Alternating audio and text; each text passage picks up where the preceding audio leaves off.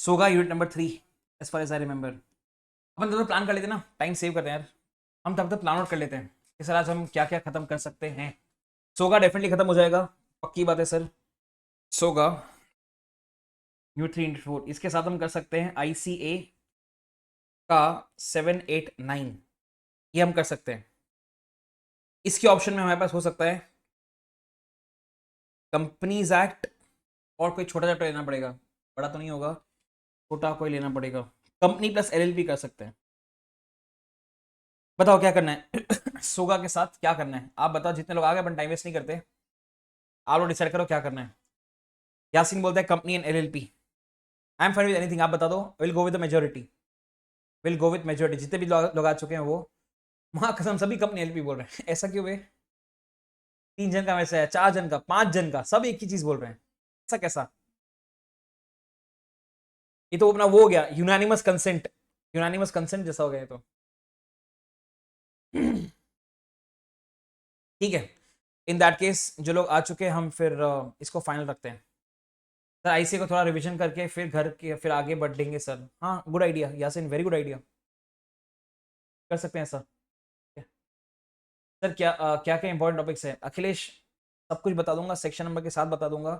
पर अभी हम रीफोकस के अंदर सब कुछ पढ़ेंगे ना एक बार। 90% सिलेबस कवर करना इज द इंटेंशन रीफोकस के अंदर। बाद में पढ़ना क्या है मैं आपको रीफोकस कर बता दूंगा। अभी बताऊंगा तो सिर्फ वही पढ़ोगे आप लोग, तो गलत हो जाएगा ना। ठीक है मिस्टर अखिलेश।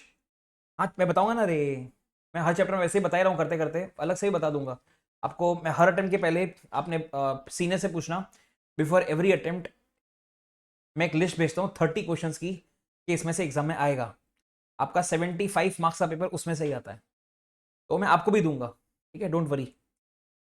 हम फिलहाल वेट कर रहे हैं बच्चे ज्वाइन करें उसका। बोरीवली में मैंने भेजा नहीं है, बोरीवली में भेज देता हूँ लिंक। आई थिंक 2-3 मिनट में स्टार्ट कर देंगे। ठीक है, एक बार सब आ जाए उसके बाद। बोरीवली में लिंक नहीं भेजा, मैं वहाँ भेज देता हूँ।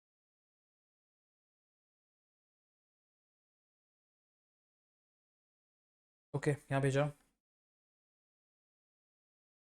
तो मैं इसको हटा रहा हूँ। हम कर रहे हैं ये और ये। तो रफली अगर वेटेज की बात करूँ 27 अराउंड 35 मार्क्स कवर होंगे सर आज के लेक्चर में। 35 मार्क्स, समझ लो आज का लेक्चर कितना इंपॉर्टेंट है today. Will start. 3 minute wait करते हैं, 3 मिनट बहुत हो गया मेरे हिसाब से, 3-4 मिनट वेट करते हैं, राउंड फिगर करते हैं। स्टार्ट 2:45 शार्प, शार्प टाइम रखते हैं। 2:45 विल स्टार्ट। तब तक मेजरली आ जाना चाहिए, लोग ज्वाइन कर रहे हैं, अभी 15 लोग हुए, 25 तो आराम से होने चाहिए। 2:45 विल स्टार्ट। वॉशरूम वॉशरूम जाके आ जाओ, जो भी करना है आपको करके आ जाओ। 2:45 में स्टार्ट कर देंगे। अपन स्टार्ट कर रहे हैं। बोरीवाली वालों का लेक्चर है, बोरीवाली वालों का, तो वो नहीं ज्वाइन करे, मैं उनका वेट कर रहा था, वो तो लेक्चर में अकाउंट्स के। तो इन दैट केस हम फिर और किसी का वेट नहीं कर रहे। Let's start, let's start.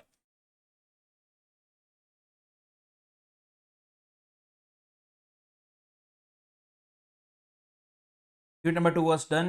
हम आ गए फटाक से नीचे towards unit number 3 and then 4। हाँ सर, यहाँ पे स्टार्टिंग नाउ। ठीक है, यूनिट नंबर 3 आई गेस हम डिस्कस कर चुके हैं कि इसके अंदर कुछ टॉपिक ऑलरेडी हमने बता रखे हैं आपको जो इंपॉर्टेंट है। आई गेस आपको याद आ रहा हो तो सेक्शन 23 का सबसेक्शन 1 इंपॉर्टेंट था, जो अनअसर्टेन गुड्स का था। बाद में हमने आपको सेक्शन 24 बताया था, sale of goods on return basis, sale और रिटर्न बेसिस बोल सकते हो उसको आप। ये सब इंपॉर्टेंट पॉइंट्स थे। देखते हैं जैसे जैसे आएगा मैं आपको बताता जाऊंगा कि यार ये काम का है थोड़ा सा था। सर हम यूनिट नंबर 3 पढ़ क्यों रहे हैं, तो मैं एक बार पहले बैकग्राउंड में जाते हैं। सर अगर हम क्रोमा वाला एग्जाम्पल ले रहे हैं वापस। सर अगर हम क्रोमा बेसिकली जाते हैं, वहाँ से हम टीवी बाय करते हैं, हम पैसा देते हैं, वो हमें बिल देता है, मतलब ओनरशिप ट्रांसफर हो चुकी है। सर क्या हम टीवी साथ में लेके आते हैं? नहीं, हम टीवी साथ में लेकर नहीं आते। टीवी तो 2-3 दिन बाद घर पे डिलीवर होता है। अब जब वो घर पे डिलीवर हो रहा था उस टाइम पे सपोज उस ट्रक का कैरियर जो भी है उसका एक्सीडेंट हो गया और टीवी पूरा टूट चुका है। The question obviously is, sir नुकसान किसके सर पे आएगा? द आंसर इज मेरे सर पे आएगा, अपने सर पे आएगा, ना कि क्रोमा के सर पे। सर ऐसा क्यों बोल रहे हो? बिकॉज ओनरशिप ट्रांसफर हो गई थी जब भी हमने पैसा दिया था और हमको बिल दिया था। ओनरशिप कॉन्ट्रैक्ट बन चुका था, ओनरशिप वॉज ट्रांसफर्ड। तो अब जो भी नुकसान होगा वो मेरा होगा। मतलब कंक्लूजन क्या है सर? जो ओनर है उसका नुकसान है, and hence this is unit is very important to know कि सर कब कौन ओनर बनता है, पोजीशन कब ट्रांसफर होता है, बिकॉज पोजीशन के साथ में ही आपका ट्रांसफर हो जाता है रिस्क, राइट्स, सब कुछ। एंड हेंस यूनिट नंबर 3 हम पढ़ रहे हैं, उसका बैकग्राउंड हुआ provisions related to transfer of ownership, stages involved in transfer of ownership, passing of property, derivative goods, passing of risk. ठीक है, एक एक करके देखते हैं, starting with passing of property. Passing of property implies passing of ownership. जिसने मुझसे पढ़ा हुआ है उसको याद आ रहा होगा कि सर प्रॉपर्टी दो टाइप की होती है, जनरल प्रॉपर्टी, स्पेशल प्रॉपर्टी। हम थ्रू आउट द यूनिट बात करेंगे सिर्फ और सिर्फ जनरल प्रॉपर्टी की, that is basically ownership rights की बात करेंगे। If the property has passed to the buyer, the risk in the goods sold is that of the buyer and not the seller. वही तो डिस्कस करा sir हमने। If the property has passed to the buyer, the risk is of the okay. आगे बात करते हैं। Rules regarding transfer of property in goods depends on two basic factors. पहला, identification of goods. Goods must be ascertained in order to pass the property in goods to the buyer. Goods must be specific and ascertained to acquire the ownership. मतलब conclusion क्या हुआ, uncertain goods का ownership transfer नहीं हो सकता। Ownership transfer होने के लिए गुड्स असर्टेन होने चाहिए, गुड्स स्पेसिफिक होने चाहिए। अनअसर्टेन के अंदर आप ओनरशिप ट्रांसफर नहीं कर सकते, क्योंकि जब पता ही नहीं है कि सर मेरे गुड्स कौन से हैं तो ओनरशिप कैसे ट्रांसफर होगा। हम दुकान, एग्जाम्पल लेते हैं अपना वाला, हम दुकान पे गए, हमने कहा 100 किलो टमाटर है आपके पास, मुझे इन 100 किलो टमाटर में से 5 किलो टमाटर चाहिए। उसने कहा ठीक है सर, पैसे से ही बात भी कर ली। उसने अब तक 5 किलो साइड में निकाला ही नहीं, अभी भी ऊपर 100 किलो टमाटर साथ में पड़ा हुआ है। तो जब आपने मेरा 5 किलो निकाला ही नहीं तो पता कैसे पड़ेगा मेरा कौन सा 5 किलो है, आपका कौन सा 95 किलो है। मतलब ओनरशिप ट्रांसफर नहीं हो सकती। ओनरशिप ट्रांसफर होने के लिए उन 100 में से आपको 5 किलो साइड में निकालना पड़ेगा, मतलब अनअसर्टेन से असर्टेन करना पड़ेगा, एंड देन उसका प्रॉपर्टी ट्रांसफर हो जाएगा, तब तक नहीं होगा। आज में आते हैं intention of the parties. Property in the goods is transferred at the time when parties intend it to transfer. उसके अंदर 3 चीजें हो सकती है सर। कॉन्ट्रैक्ट में क्या लिखा हुआ है, पार्टीज अब तक किस तरह डील करती है, that is conduct of the parties and circumstances of the case. वो पॉइंट जैसे से आएगा उसको हम डिस्कस करते जाएंगे। यहां से स्टार्ट करते हैं। Passing of property in case of specific और असर्टेन गुड्स के अंदर अभी हमने पढ़ा ये वाला पॉइंट कि sir transfer at such time as the parties intend it to transfer. जो हम डिसाइड कैसे करते हैं, conduct of the parties, circumstances of the case. ये रहे सर 3 पॉइंट्स। दिमाग वाला इंपॉर्टेंट नहीं बोला मैंने बोला दिमाग वाला। सर कौन कौन से पॉइंट्स लिखे हैं यहाँ पे, specific goods in deliverable stage, फिर property in the goods passes to the buyer when the contract is made. Sir ऐसा क्यों बोल रहे हो, इन केस आपने मुझसे नहीं पढ़ा हुआ तो मैं आपको डिलीवरेबल स्टेट का एक बार मतलब बताता हूँ, ठीक है। शायद आपको पता होगा, मैं आपको फिर भी एक बार बता देता हूँ। हमारे वही एग्जाम्पल के अंदर, टमाटर वाले एग्जाम्पल के अंदर कि सर हम दुकान में गए और दुकान के अंदर एक सेलर था और बहुत सारे टमाटर पड़े हुए थे, बहुत सारे टमाटर पड़े हुए थे, ये रहे, ठीक है, इतने सारे टमाटर हैं। और नीचे हो गया तो भाई ऊपर ले आते हैं, तो नीचे कहाँ पहुँच गया, क्या बना लेते हैं। यहाँ पे सर बहुत सारे टमाटर हैं बेसिकली दुकान के अंदर, ठीक है, 100 किलो। हमने दुकान वाले को बोला कि भैया हमें चाहिए इन 100 किलो में से 5 किलो। उसने कहा ठीक है। तो अभी कॉन्ट्रैक्ट हुआ है अनअसर्टेन गुड्स का, फिर वो क्या करेगा, इसमें से इन 5 किलो को साइड में निकाल देगा, 1 2 3 4। ये अनअसर्टेन था, ये असर्टेन है। इन असर्टेन गुड्स को वो बाद में पैक कर देगा बॉक्स के अंदर, थैली के अंदर, व्हाटएवर इट इज। इसको बोलते हैं डिलीवरेबल स्टेट। गुड्स इस कंडीशन में है कि जो बायर है वो उसको उठा के लेके जा सकता है, उसको हम बोलते हैं डिलीवरेबल स्टेट। तो हमारा पॉइंट क्या बोल रहा है सर, पॉइंट बोल रहा है कि सर स्पेसिफिक गुड्स हैं और वो डिलीवरेबल स्टेट के अंदर है। तो प्रॉपर्टी ट्रांसफर कब होगा, जब कॉन्ट्रैक्ट बनेगा तभी ट्रांसफर हो जाएगा, क्योंकि आपको पहले से पता है कौन से गुड्स हैं और वो रेडी भी है, मतलब आपको उठा के बस लेके जाना है। तो सर प्रॉपर्टी उसी टाइम ट्रांसफर हो जाएगा जब कॉन्ट्रैक्ट बना। The property in the goods passes to the buyer when the contract is made, irrespective of time of the payment or delivery or both। Example दिया है जो हमने पढ़ा वही है। X buys a washing machine and asks for home delivery. The washing machine immediately becomes the property of X. फिर भले washing machine आपके पास बाद में आएगी, डज नॉट मैटर।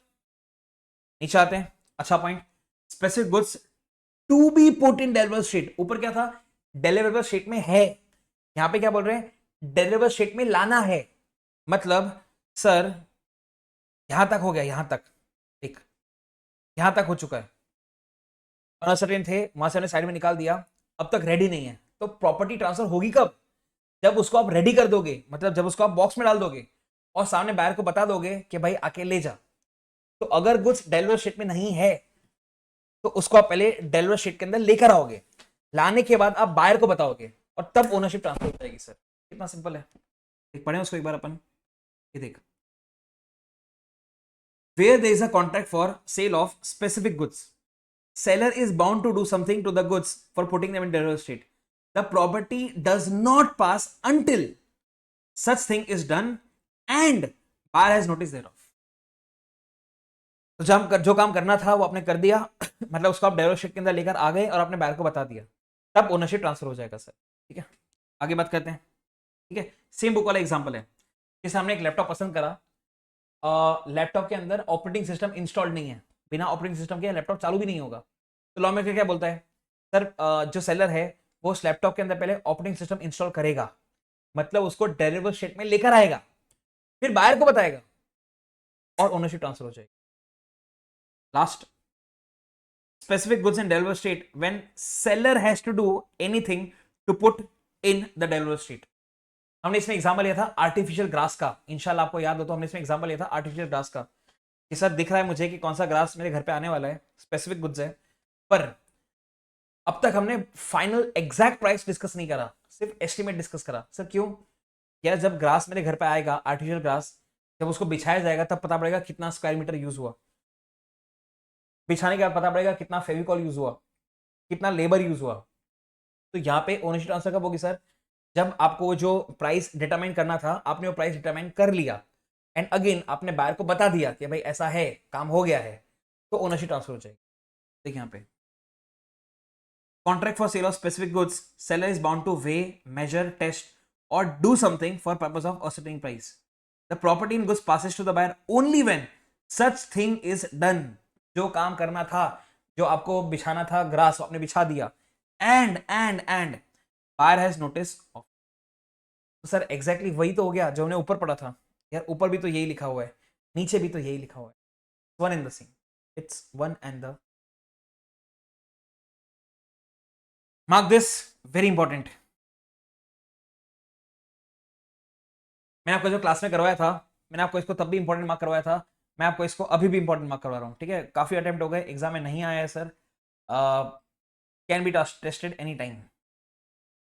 हम लेके जाते हैं आपको सीधा विजुअल रिप्रेजेंटेशन के अंदर और इंशाल्लाह आपको सब कुछ याद आ जाए। ये रहा सर, ये सेम एग्जाम्पल हमने क्लास में डिस्कस करा हुआ है।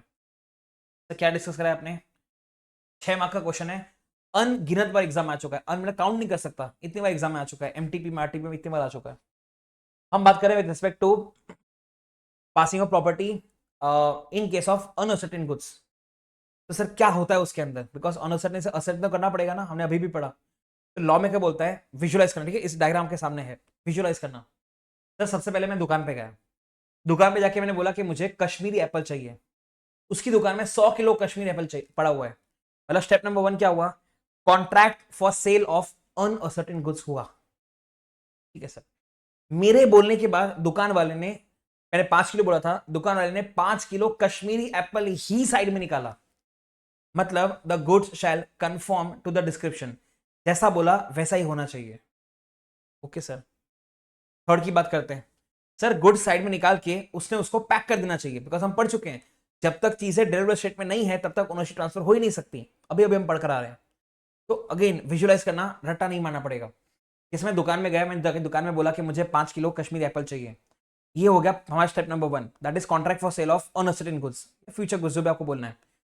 हमारे बोलने के बाद उसने कश्मीरी एप्पल ही बाहर निकाला जितना हमने बोला था 5 किलो, मतलब पॉइंट नंबर 2 आ गया, good shall conform to the description, match करना चाहिए।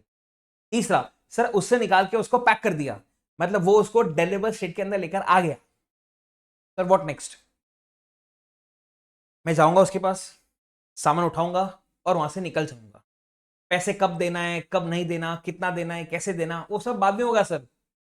ठीक है, अनकंडीशनल एप्रोप्रिएशन का चौथा पॉइंट है कि सर बायर आएगा और माल उठाएगा और लेके चला जाएगा अनकंडीशनली, मतलब कोई रोक टोक नहीं है कि नहीं पहले पैसा दो, ऐसा ऐसा कुछ भी नहीं है, अनकंडीशनली अप्रोप्रिएटेड गुड्स हैं।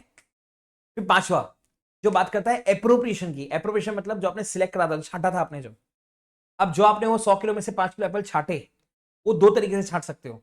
तो छाटने वाला बायर होगा with the assent of seller, या छाटने वाला सेलर होगा with the assent of buyer. तो ऐसा कब हो सकता है? अगर मैंने दुकान वाले को बोला कि भाई 5 किलो साइड में निकाल, तो यहाँ पे जो बाहर निकाल रहा है सामान वो सेलर निकाल रहा है बायर की असेंट से। तो दूसरा भी तो हो सकता है, अपन अगर डी मार्ट जाते हैं, डी मार्ट तो अप्रोप्रिएशन कौन करता है? बायर करता है। सर किसकी असेंट से? सेलर की असेंट से। तो आपने दोनों क्या सिखा दिए? Buyer with the assent of seller, seller with the assent of buyer. अभी जो असेंट दिया गया है ये एक्सप्रेस भी हो सकता है, इंप्लाइड भी हो सकता है। एक्सप्रेस मतलब मेरा एग्जांपल मैंने उसको कहा था 5 किलो बाहर निकाल, दिस इज एक्सप्रेस। इंप्लाइड क्या होगा? जो डीमार्ट में होता है, हम डीमार्ट में काउंटर पे जाके पूछ के नहीं आते कि भाई मैं 5 किलो से निकाल लू क्या साइड में, वो इंप्लाइड असेंट है कि हाँ निकाल लो। तो असेंट है इंप्लाइड, और छाटा है बायर ने with the assent of seller, और वो assent of seller is implied. आपको मिल जाएगा पॉइंट नंबर छठा। लास्ट, जो असेंट दिया है छाटने वाटने का, वो अप्रोप्रिएशन के पहले भी हो सकता है, बाद में भी हो सकता है। ऐसे करके 7 पॉइंट हैं। एग्जाम में 6 मार्क का क्वेश्चन आ चुका है। यहां पे आपकी बुक में भी लिखा हुआ है ये पॉइंट्स, ये 6। तो आपको 7 आपको चाहिए तो एक बार यहां से देख लो, और एक बार चाहिए तो यहां से देख लो। इन एनी केस मैं 2 मिनट वेट करूंगा, क्योंकि एग्जाम का क्वेश्चन है, मैं चाहता हूं कि आप उसको ध्यान से पढ़ें और ट्राई करें कि अभी का भी याद हो जाए आपको। मैं 2 मिनट वेट करेगा, मुझे कोई जल्दी नहीं है। आज यूनिट 3 यूनिट 4 कंपनीज एक्ट सब खत्म होगा, 5 बजे तक अपना आराम से खींचने वाले हैं। तो टेक 2 मिनट्स, पढ़ लो एक बार लॉजिकली क्या हो रहा है, और फिर एक बार बिना देखे ट्राई करो। 1 मिनट वेट करता हूँ, 1 minute is more than good, 1 minute.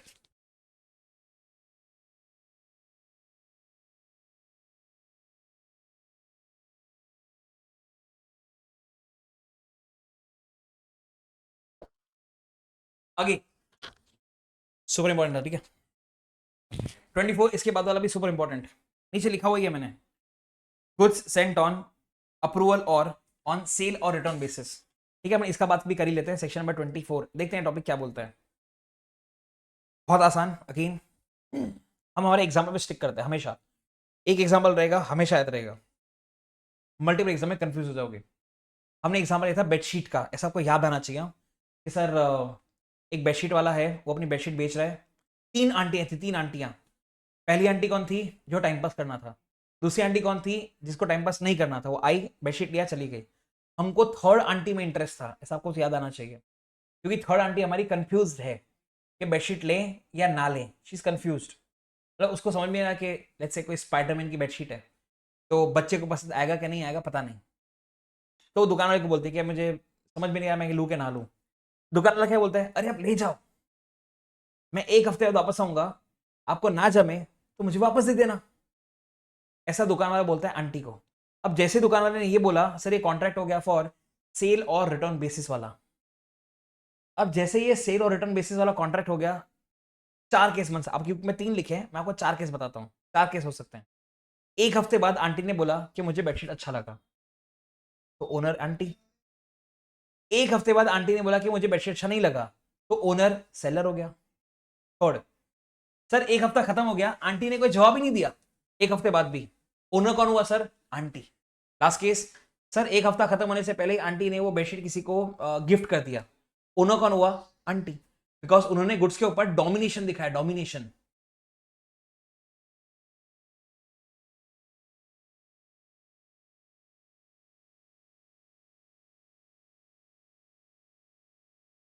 Example देखना, मैं उसको कंप्लीट कर रहा हूं।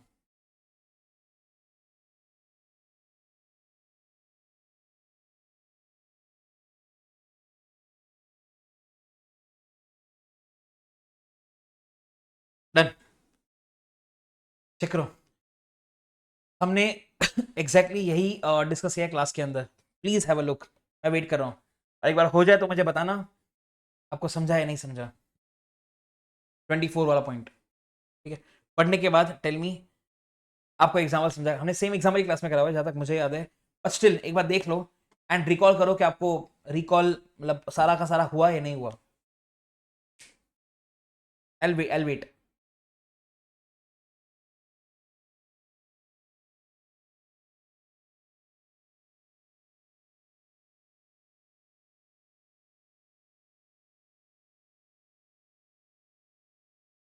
हो जाए तो मुझे मैसेज करना कि सर हो गया। 23 1B और 24B बोथ।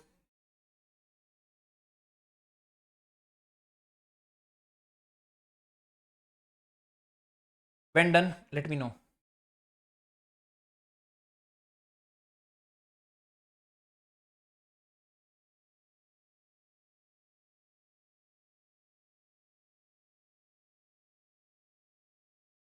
ओके, एक में से है सलमान का डन, फैजान का done, Maitri Asmita done. Okay, Akhilesh done. Akhilesh तो घर के लेक्चर में नहीं था ना बे? अखिलेश तो घर के लेक्चर में शायद नहीं था ना? Prachi done, Supriya done, Yasin done, Hitesh done. नहीं था सर। क्यों बे, कहाँ था तू? ये तो 2-2.5 घंटे का लेक्चर होता है, उसमें भी आप नहीं थे। हितेश डन, प्रतीक्षा डन, सिद्दीकी डन। ओके, ठीक है। टैली का लेक्चर था सर कॉलेज में। अरे क्या कॉलेज वॉलेज, क्या करेगा कॉलेज जाके। आवा फोकस करते हैं यहाँ पे। फिलहाल डन। ओके, ठीक है। तो done with this, done with this. यहाँ पे आते हैं, काम का नहीं पढ़ लेते हैं एक बार। Reservation of right of disposal. देख, एक तो होता है अनकंडीशनल अप्रोप्रिएशन, एक होता है कंडीशनल अप्रोप्रिएशन। अनकंडीशनल अप्रोप्रिएशन क्या होता है कि भाई आपको गुड्स दिए, वो आपके ही हैं, ठीक है, ऐसा मान लेना। हमने कोई राइट रिजर्व नहीं करा है कि पहले पैसा देना उसके बाद माल दूंगा, ऐसा कुछ भी नहीं है। उसको बोलते हैं अनकंडीशनल अप्रोप्रिएशन। इसका उल्टा क्या होता है? Conditional appropriation. हमने बोल रखा है कैरियर को कि भाई जब सामने वाला पैसा देगा ना तब ही माल उतारना, नहीं तो माल मत उतारना। इसको बोलते हैं conditional appropriation.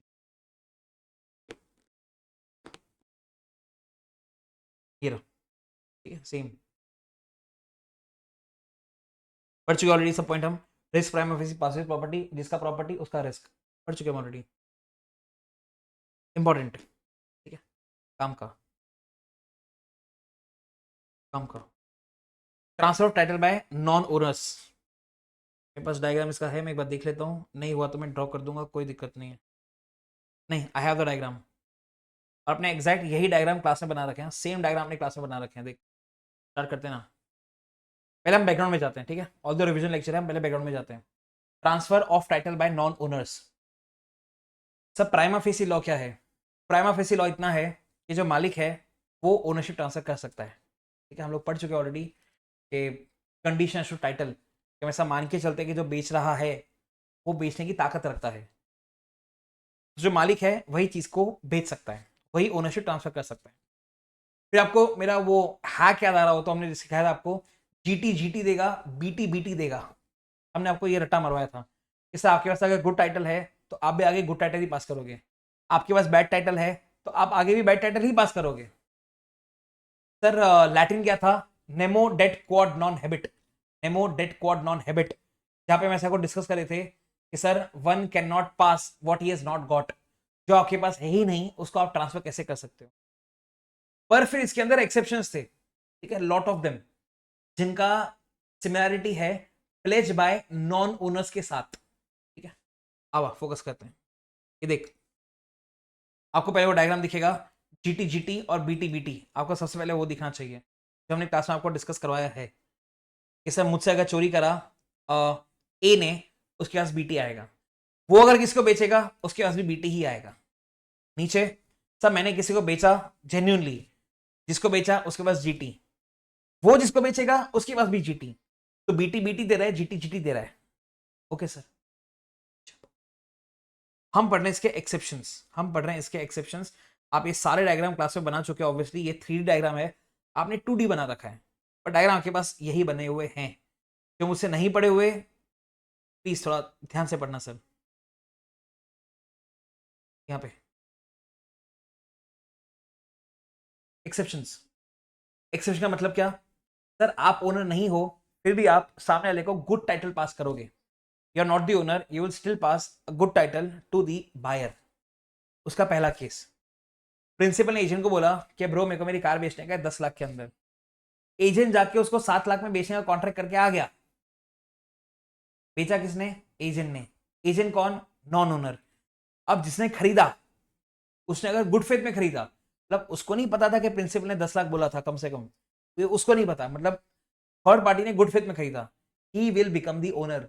Although ownership transfer करने वाला जो बंदा है वो एजेंट है, वो नॉन ओनर है, तभी तो वो एक्सेप्शन में आया कि सर एक ऐसा आदमी जो ओनर नहीं है, एजेंट, वो जाके माल बेच रहा है और सामने वाला मालिक बन रहा है, कंडीशन सिर्फ एक, गुड फेथ में होना चाहिए। मतलब थर्ड पार्टी को नहीं पता होना चाहिए कि प्रिंसिपल ने एजेंट को इंस्ट्रक्शन दे रखा है 10 लाख वाला, तो उसको नहीं पता होना चाहिए। सेकंड पे आते हैं, sale by one of the joint owners, easy point है, से दिख रहा है मुझे वहां पे कार, उस कार के दो मालिक हैं, एक मालिक की परमिशन से वो कार दूसरे मालिक के पास पड़ी हुई है, वो दूसरा मालिक उसको बेच के आ जाता है एक थर्ड पार्टी को, जो उसको खरीदता है गुड फेथ के अंदर, थर्ड पार्टी मालिक बन जाएगा सर। ये टॉपिक यहां पे क्यों आया?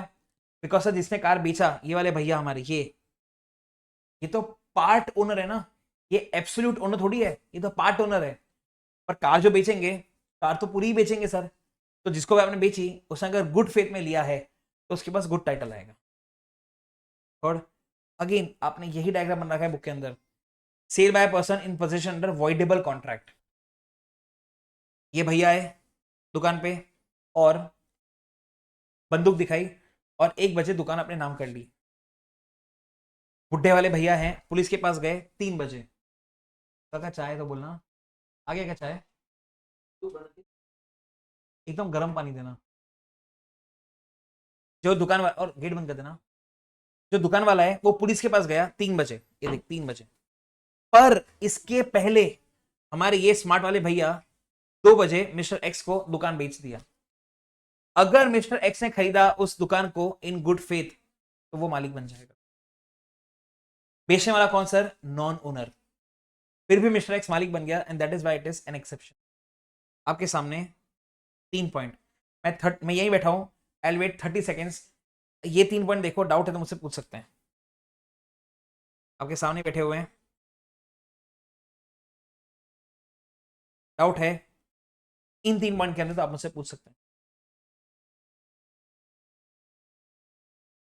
आई वेट 30 सेकेंड्स, फिर हम आगे बढ़ते हैं। 4 5 6 7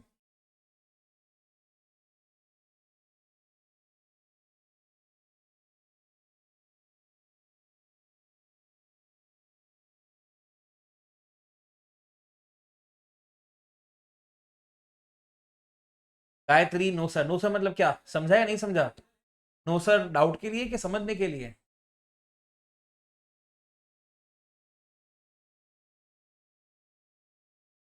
आए हाय, हाँ समझ गया, okay. Gayatri, no sir, no doubt, okay. Salman भाई बोलते हैं clear sir, okay. Waiting for others, समझा तो मैसेज ड्रॉप कर देना, आप भी एक्टिव रहो, मैं भी एक्टिव रहूं।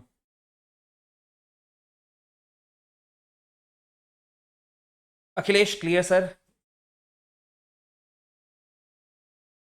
अस्मिता clear sir, Prachi clear, Faizan clear, Bilal clear, Maitri done,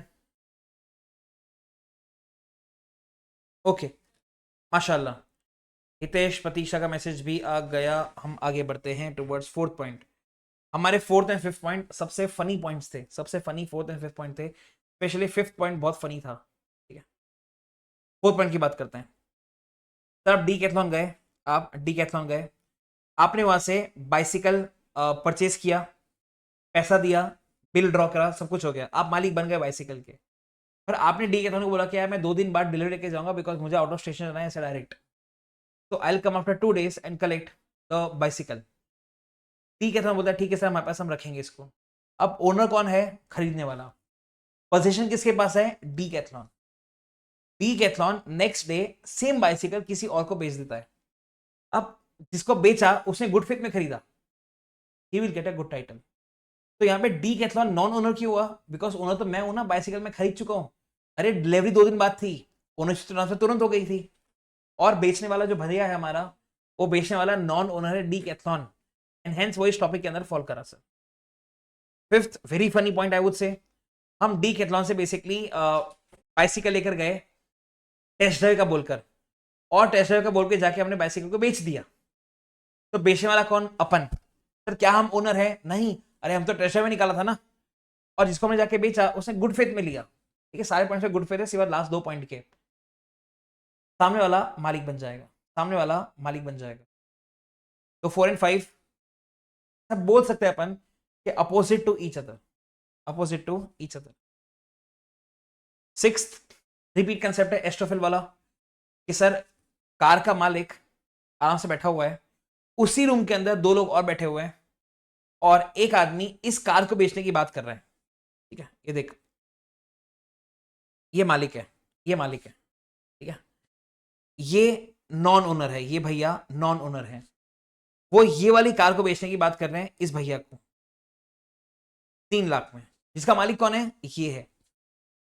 जो खरीद रहा है उसको नहीं पता मालिक कौन है, और जो मालिक है वो रोक भी नहीं रहा मिस्टर एक्स को कि तू झूठ झूठ क्यों बोल रहा है, ये कार तो मेरी है, तू क्यों बोल रहा है कि बेचना है।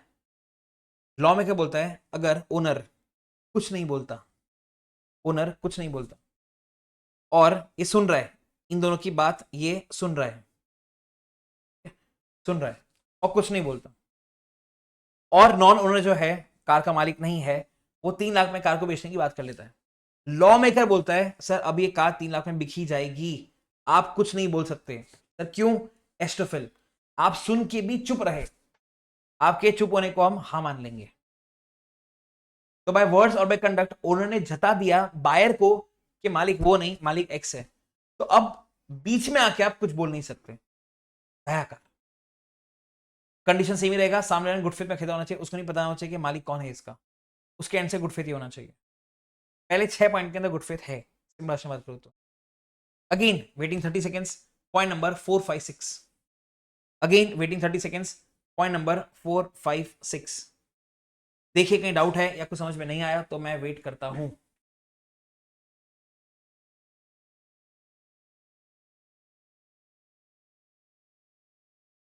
बताइए मुझे।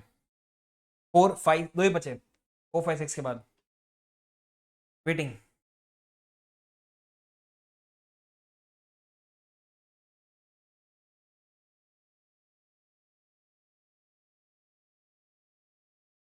मैसेज आया कोई? मैसेज पढ़ते हैं तब तक। द फोर्थ पॉइंट में अखिलेश का मैसेज है, ओके। द फोर्थ पॉइंट में जब डी कैथलॉन ओनर नहीं है तो उसने ओनरशिप किसी और को कैसे ट्रांसफर किया? अरे नकली बिल बना के। जो उसने बाइसिकल बेचा मालिक को, उसका एक बिल बना, जो दूसरी बाइसिकल है उसका दूसरा बिल बना दिया उसने। जब तूने इसको बेचा तब तूने उसको बेचा 10,000 में बाइसिकल, अगले दिन बाइसिकल का भाव बढ़ गया 15,000 हो गया, तो तूने सेम बाइसिकल किसी और को बेच दिया 15,000 में। तो हम ये नहीं पढ़ रहे कि वो पुराना वाला इसको सू करेगा, हम ये पढ़ रहे जिसने अभी खरीदा वो मालिक बन जाएगा। Yes Akhilesh. Waiting. Okay sir clear, ठीक है। बाकियों का भी वेट कर रहे हैं, कोई जल्दी नहीं है, देखो और फिर मुझे बताओ।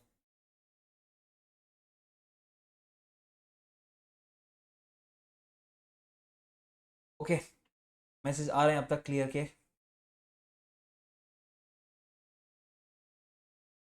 सर ज्वाइंट होने वाला पॉइंट फिर से वापस करवा देंगे, कोई दिक्कत नहीं है sir.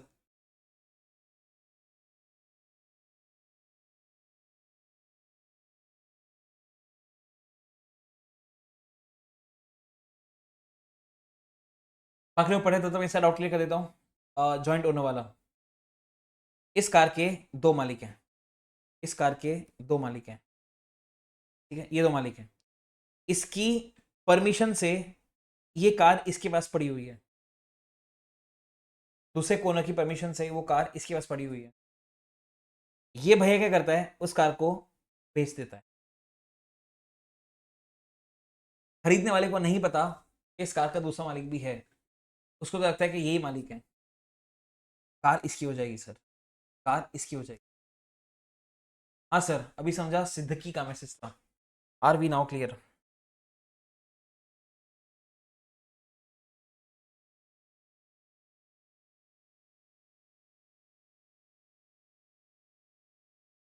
Understood, okay. Sir section 28 once more joint owners, क्या बोल रहा है बेवड़े? नीचे।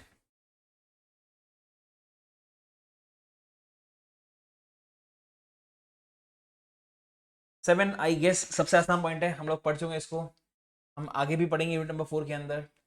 Sir right of unpaid seller against the buyer के अंदर 3 पॉइंट हैं, लीन, एस्टोफेल, स्टॉपेज इन ट्रांजिट, और तीसरा resale. Lean, stoppage in transit और रीसेल, मतलब आपने सामान बेचा, आपको सामने वाले ने पैसा नहीं दिया, ये अब गुड्स आपने किसी और को बेच दिया, इसको बेचा, उसके पास गुड टाइटल आएगा। टेंथ का एग्जांपल देखो एक बार, मैंने आप नंबरिंग कर दी तो टाइम बचेगा।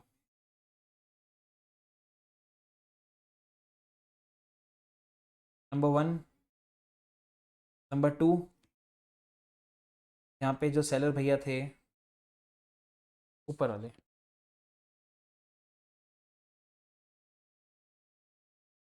ये भैया बन गए अनपेड सेलर।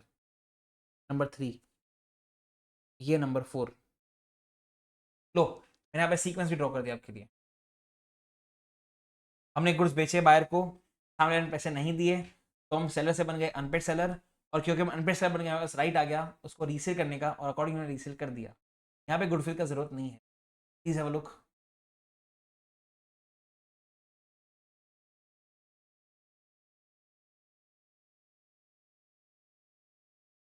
गायत्री का मैसेज भी आ गया डन करके, वाह।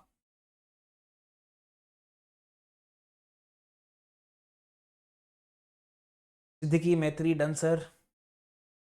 Akhilesh clear.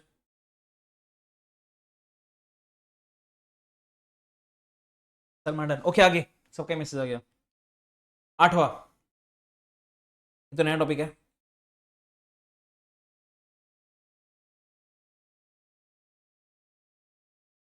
Last point miscellaneous, last point is miscellaneous. तो मैंने बैंक से लोन लिया और असेट गिरवी रखा, फिर मैंने लोन चुकाया नहीं, ठीक है, तो बैंक मेरा असेट बेच देगा। सर असेट का मालिक कौन? मैं। भेजा किसने? बैंक ने। बैंक कौन? Non owner. बस सेल इज वैलिड। दूसरे एग्जाम्पल की बात करते हैं।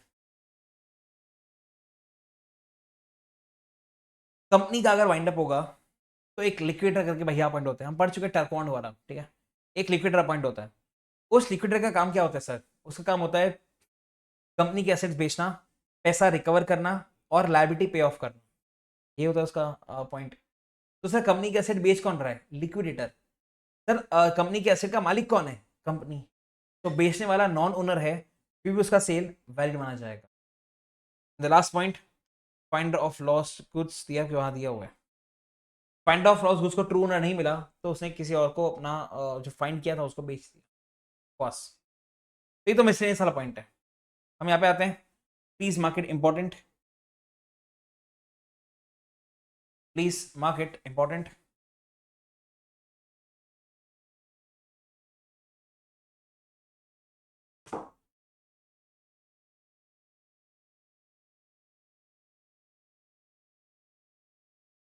आगे बात करते हैं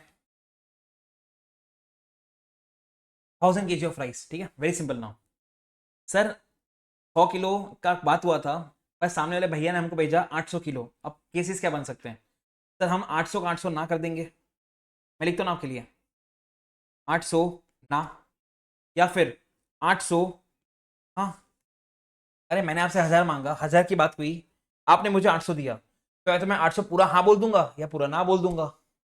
सेकंड केस, आपने मुझे 1000 बोला था, 1200 भेजा, कंक्लूजन क्या क्या हो सकते हैं?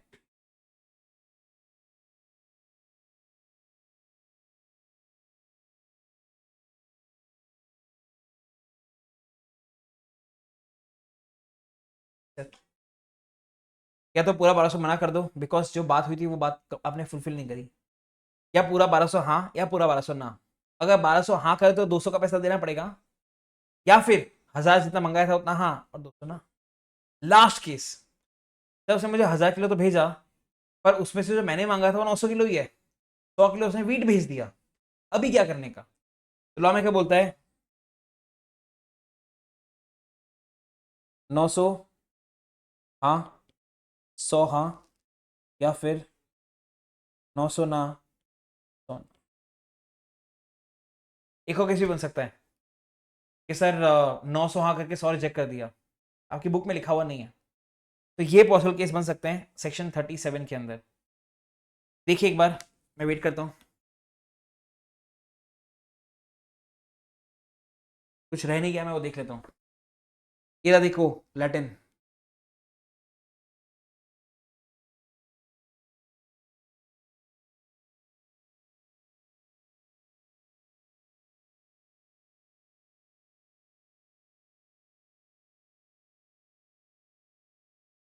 ये हमने किया 37 ये रहा। Unit number 3 done. छोटा सा ब्रेक लेंगे ऑब्वियसली 4-5 मिनट का, और यहाँ तक समझ में आ जाना चाहिए, यहाँ तक समझ में आना चाहिए। छोटा सा ब्रेक लेंगे 4 से 5 मिनट का, फटाक से यूनिट नंबर 4, फिर वापस 4-5 मिनट का ब्रेक, फिर कंपनीज एक्ट, फिर देखते हैं कि टाइम बचा है अपने पास। Done, we take a 4 minute break, 4 minute का सिर्फ।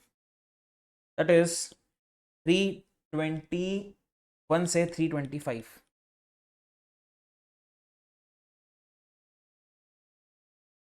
छोटा छोटा ब्रेक 4 मिनट का।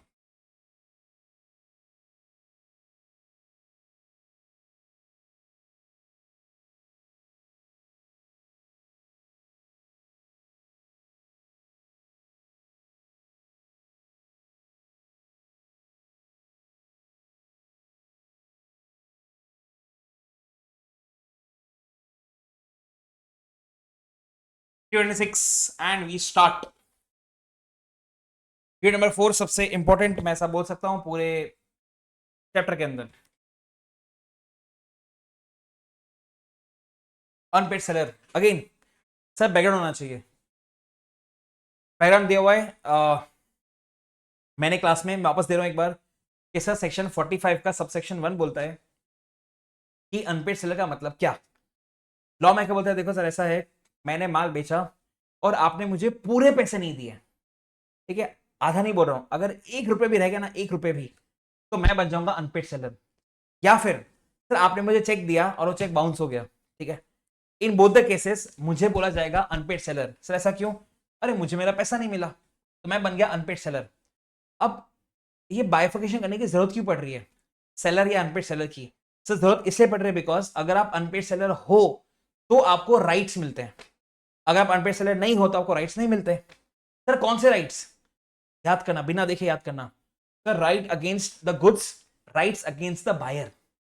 राइट अगेंस्ट द गुड्स के अंदर 3 पॉइंट है, lien, stop in transit, resale. Right against the buyer के सामने 4 पॉइंट्स हैं, उस पर बाद में आते हैं। पहले राइट अगेंस्ट द गुड्स की बात करते हैं ना सर। इससे पहला राइट है आपका लीन का। लीन रिकॉल करने की ट्राई करो। सर मैंने माल बेच दिया, ओनरशिप ट्रांसफर कर दी, गुड्स मेरे पास ही अभी, ठीक है, मैं सेलर हूं, मैंने आपको गुड्स बेच दिए, ओनरशिप ट्रांसफर कर दी, गुड्स मैं आपको भेजने ही वाला था और मुझे पता पड़ा कि आप मुझे पैसा नहीं देने वाले हो, मैं गुड्स भेजूंगा नहीं। मतलब जो गुड्स आपके हैं, क्योंकि सेल तो कर चुका ना, जो गुड्स आपके हैं उनको अब मैं अपने पास ही रखूंगा और आपको दूंगा ही नहीं, उसको बोलते हैं lien. Second point, sir stoppage in transit. अब ये क्या होता है? सर मैंने गुड्स ऑलरेडी भेज दिए, पहले बेचा आपको सामान, अब पोजीशन दे रहा हूं मैं आपको, डिलीवरी कर रहा हूं गुड्स की, गुड्स रस्ते में है और मुझे रस्ते में पता पड़ता है, हाँ वो रीगेन वाला पॉइंट, मुझे रस्ते में पता पड़ता है कि आप इनसॉल्वेंट हो चुके हो, आप इनसॉल्वेंट हो चुके हो एज अ बायर। मैं क्या करूंगा, मेरे ट्रक वाले को बोलूंगा ब्रो यू टर्न मार के वापस आ जा, यू टर्न मार के वापस आ जा। यहां पे हमने लीन नहीं करा, यहां पे हमने कहा, उसको बोलते हैं stoppage in transit, section number 50। मतलब क्या बोलना चाहते हो? डिफरेंस बिटवीन पे आना चाहता हूं मैं। हमारे सिलेबस के अंदर 5 पॉइंट दे रखे हैं, difference between lean and stoppage in transit, जो ऑब्वियसली एग्जाम का क्वेश्चन है, हम उसको डिस्कस करना स्टार्ट कर रहे हैं, जिससे दोनों कंसेप्ट आपके पैरेलली क्लियर हो जाए। सर राइट ऑफ लीन के अंदर it is right to retain the goods, जो आपके पास है वो आपके पास ही रहेगा। Right of stoppage in transit is right to regain the goods. तो लीन रिटेन है, स्टॉपेज इन ट्रांसिट रीगेन है। सर रीगेन क्यों है? बिकॉज एक बार मेरे पास से जा चुका था, अब वापस मेरे पास आ रहा है, तो right to retain, right to regain. दूसरे पॉइंट पे आते हैं, आई वुड से आसान पॉइंट लेते हैं पहले एक बार। सर लीन के लीन का राइट आपका जहां पे खत्म होता है वहां पे स्टॉपेज ट्रांसिट शुरू होता है। आई थिंक समझाने की जरूरत नहीं, मैं फिर भी समझा देता हूँ। सर जब मेरे पास गुड्स मेरे पास से चला गया, मतलब लीन का राइट खत्म, पर स्टॉपेज ट्रांसिट का राइट शुरू, तो जहां पे लीन खत्म होता है वहां पे स्टॉपेज ट्रांसिट शुरू होता है। और की बात करते हैं, सर लीन खत्म होता है जब गुड्स हमारे पास से गए, स्टॉपेज इन ट्रांसिट खत्म होता है जब गुड्स बायर के पास पहुंचे। आसान पॉइंट। फोर्थ, सर लीन आप एक्सेस कर सकते हो जब सामने वाला आपको पैसा नहीं दे रहा या दे नहीं सकता। मतलब कैश सेल था और वो कैश नहीं दिया, क्रेडिट सेल्स था, क्रेडिट पीरियड खत्म हो गया, उसने पैसा नहीं दिया, या वो इंसॉल्वेंट हो गया। In any of the case आप लीन एक्सेस कर सकते हो। स्टॉपेज इन ट्रांजिट आप तभी कर सकते हो जब सामने वाला इंसॉल्वेंट हो। चौथा पॉइंट हो गया sir. Again I would say कितना ज्यादा आसान। आखिरी पॉइंट की बात करते हैं, पांचवा पॉइंट, आखिरी पॉइंट। सर लीन एक्सेस करने के लिए आपके पास गुड्स का पोजीशन होना चाहिए। स्टॉपेज इन ट्रांजिट एक्सेस करने के लिए goods must have parted from the seller. आपके पास से गुड्स चले जाने चाहिए, फिर गुड्स रास्ते में होने चाहिए स्टिल इन ट्रांजिट, और सामने वाला इंसॉल्वेंट होना चाहिए, उसको अब तक गुड्स मिला नहीं होना चाहिए, तो गुड्स वापस आपके पास आ जाएगा। ऐसा करके 5 डिफरेंसेस दिए हुए हैं। तो हमने 2 टॉपिक खत्म कर लिए सर। राइट ऑफ लीन क्या होता है, राइट ऑफ स्टॉपिंग ट्रांजिट क्या होता है, और इन दोनों में डिफरेंस क्या होता है। फिर अगर बात करूं अलग से क्वेश्चन 4 मार्क का, कि सर सेक्शन नंबर 50 बताओ ना, सेक्शन नंबर 50 एक बार, जो बेसिकली बात करता है right of stoppage and transit को एक्सरसाइज करने की। इजी करते हैं उसको अपन। सर मतलब आप right of stoppage and transit तभी एक्सरसाइज कर सकते हो जब पहला, आप अनपेड सेलर होने चाहिए, आप अनपेड सेलर होने चाहिए। दूसरा, you must seller must have parted with the position of the goods. तीसरा, गुड्स आर इन ट्रांजिट। चौथा, बाय हैज बिकम इंसॉल्वेंट। और पांचवा, बाकी जो प्रोविजंस है एक्ट के अंदर वो आपने फुलफिल करे। अगर आपने ये पांचों चीज करी है तो आप right of stoppage in transit exercise कर सकते हो। तो लीन क्या होता है, कब कर सकते हो, स्टॉपेज इन ट्रांजिट क्या होता है, कब कर सकते हो, दोनों में डिफरेंस क्या होता है, सब कुछ बता दिया। एक पॉइंट बचा अभी भी, राइट ऑफ लीन कब खत्म हो सकता है। या तो अपने अपने मैं अनपेड सेलर हूं, मेरे पास राइट ऑफ लीन है, मैंने अपना राइट ऑफ लीन वेव कर दिया, जो रियल वर्ल्ड में सबसे ज्यादा होता है। ठीक है, मैंने अपना राइट वेव कर दिया। दूसरा, तो मेरे पास गुड्स पोजीशन में है ही नहीं, तो गुड्स पोजीशन में है ही नहीं, मैं राइट ऑफ लीन एक्सेस कैसे कर सकता हूँ। तो एक अच्छा पॉइंट लगता है मुझे एस्टोफिल वाला, जैसे मैंने किसी थर्ड पर्सन को बोल दिया कि लीन एक्सेस नहीं करूंगा, तो मैं नहीं करूंगा, या कॉन्ट्रैक्ट में ही लिखा हुआ है लीन एक्सेस नहीं होगा तो नहीं होगा। हो गया सर, सारे पॉइंट खत्म हो गए। तो unpaid seller against the goods against the buyer. उसके बाद सेलर्स लीन कब होगा, टर्मिनेशन में नहीं पड़ा, ठीक है, मैं आ रहा हूं इसके ऊपर। स्टॉप इन ट्रांजिट, ये रहे 5 पॉइंट। उसके बाद कंडीशंस, ठीक है, गुड्स इन ट्रांजिट ये बाकी है बढ़ाना मेरा। डिफरेंस बिटवीन कहाँ गया रे,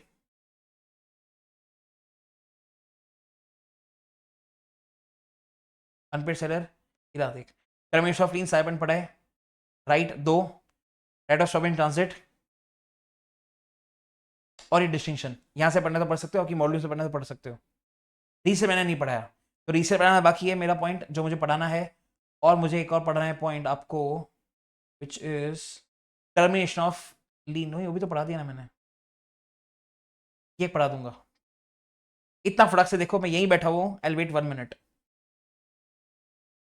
सारे पॉइंट्स अब तक जो हमने पढ़ा, राइट्स ऑफ अनपेड सेलर कौन होता है, लीन का राइट क्या होता है, लीन खत्म कब होता है, स्टॉपेज एंड ट्रांजिट क्या होता है, और दोनों में डिफरेंस क्या होता है।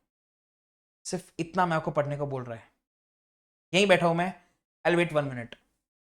सी अगर आपको हर एक पॉइंट याद आ रहा है, कोई भी पॉइंट समझ में नहीं आ रहा, मैं वापस समझा दूंगा। Take your time, take 1 minute and see क्या आपको इतना समझ में आया कि नहीं आया। हर एक पॉइंट मैंने कवर किया, हर एक point. Waiting exact 1 minute.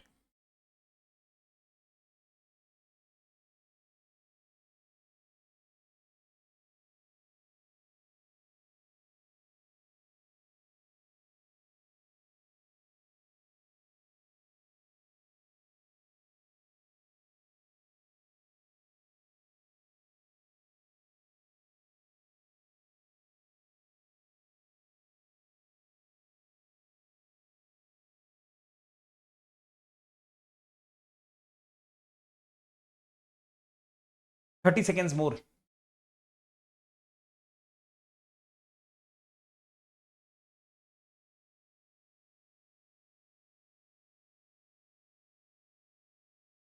Salman बताया क्लियर सर, ओके है, 30 सेकेंड्स है।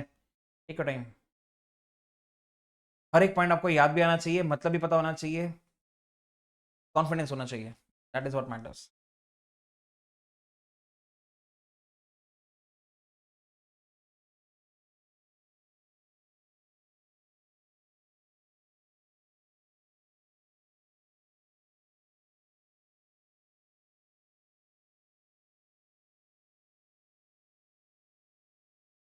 मैत्री clear, Salman clear, Akhilesh clear. Akhilesh doubt तो पूछ रहे हैं, तूने सब मुझसे नहीं पढ़ा हुआ है, बाकी सारे बच्चे सब मुझसे बहुत डीप में पढ़े हुए हैं, हमने हर एक चीज का डायग्राम बनाया क्लास के अंदर। वेव, वेव मतलब छोड़ देना। एग्जाम्पल देते हैं ना, हमने आपको बोला कि सबको बोला रीफोकस का फीस है 5,000 लॉ का, फिर हमने देखा कि आप तो हमारे बच्चे हो, तो हमने क्या करा, आपका 5,000 का फीस वेव कर दिया। Are we clear Rohit, waive का मतलब ना हो।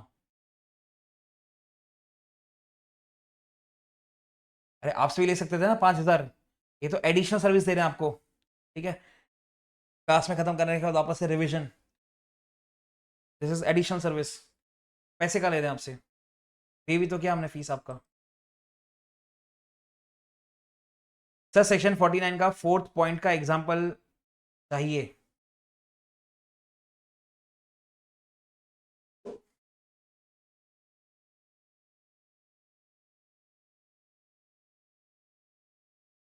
पेज नंबर बोल, प्रोडक्ट से पेज नंबर बोल। 45।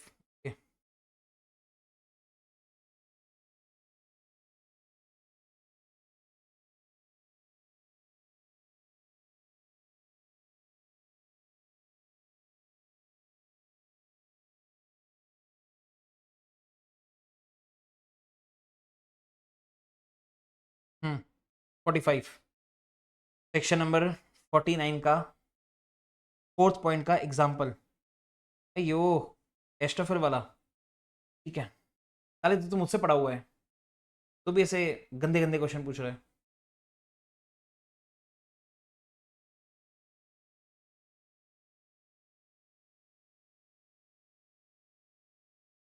अनपेड सेलर, यहाँ से यहाँ पे गुड्स सोल्ड, तो ओनो कौन हुआ, बायर हुआ, बायर,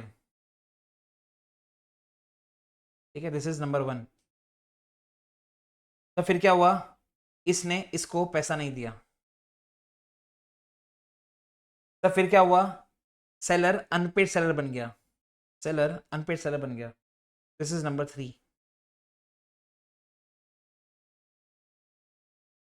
क्योंकि ओनर बी है, सेम गुड्स बी ने बेचे सी को, बायर ने बेचे सी को, गुड्स सोल्ड।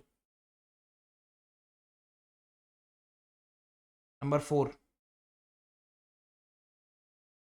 अब क्योंकि बी बायर पैसा नहीं दे रहा अनपेड सेलर को, तो अनपेड सेलर ने गुड्स अपने पास ही रखे हुए हैं, मतलब उसने लीन एक्सेस करा हुआ है, तो मैं ज्यादा यहाँ पे लिखूंगा, ये नंबर 4 है, ये नंबर 5 है।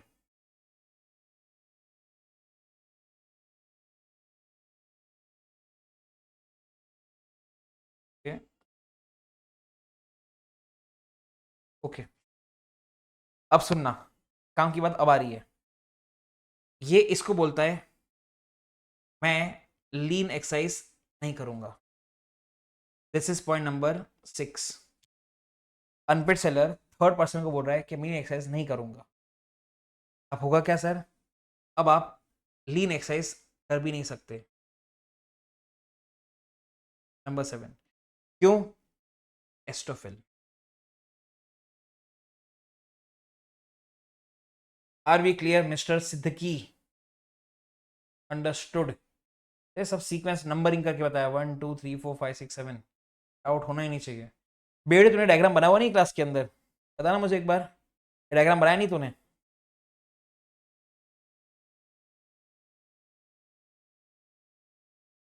जल्दी बोल बे।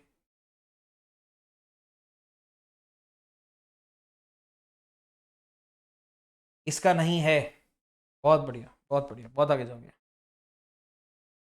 Goods in the course of transit, ठीक है, रीड करना एक बार सिर्फ, उसमें बस वही काम का है।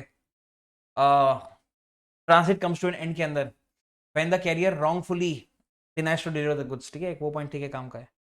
बाकी बकवास पढ़ा हमने ये सब। यहाँ पे आ गए सर हम लोग, last right against the goods, last right which is right of resale. सब पॉइंट क्या बोलता है? पॉइंट सिर्फ इतना सा बोलता है कि देखो यार, बीइंग एन अनपेड सेलर, आपका right of lean, right of stoppage in transit, ये सब कुछ काम का नहीं है, ठीक है। अगर आपके पास ये वाला राइट ना हो तो ऐसा क्यों बोल रहे हो? अरे बिकॉज अल्टीमेटली जो मैं धंधा कर रहा हूं, मुझे मतलब है पैसा, रोकड़ा रोकड़ा चाहिए, रोकड़ा।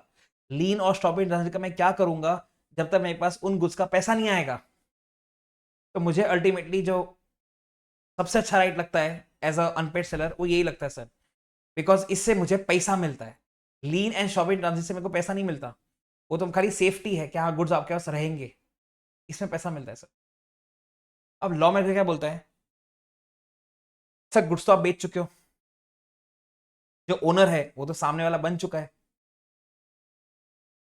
गुड्स आपके पास है, आइदर बिकॉज ऑफ लीन और because of stoppage in transit. अब ये आप बेचो किसी दूसरे आदमी को, पर क्योंकि गुड्स का ओनर अनपेड सेलर नहीं है, ओनर तो बायर है, जो पैसा नहीं दे रहा वो बायर है, अनपेड सेलर ओनर नहीं है, तो लॉ में क्या बोलता है, एज एन अनपेड सेलर आप बेचने से पहले एक बार उस बायर को, ओनर को एक नोटिस देना कि भाई पैसा दे दे, मैं तेरे से आखिरी बार मांग रहा हूं, तू मुझे अगर पैसा नहीं देगा तो मैं माल किसी और को बेच दूंगा। ऐसा एक नोटिस जाएगा अनपेड सेलर से बायर की तरफ। और फिर भी अगर रीजनेबल टाइम के अंदर बायर पैसा पे नहीं करता अनपेड सेलर को, तो अनपेड सेलर किसी और को माल बेच सकता है। केसेस तो दो ही बन सकते हैं ना सर, नोटिस दिया, नोटिस नहीं दिया। अनपेड सेलर गुड्स बेच रहा है, ओनर बायर है, उसके गुड्स मैं बेच रहा हूं, और मैंने उसको अगर नोटिस सपोज दिया था,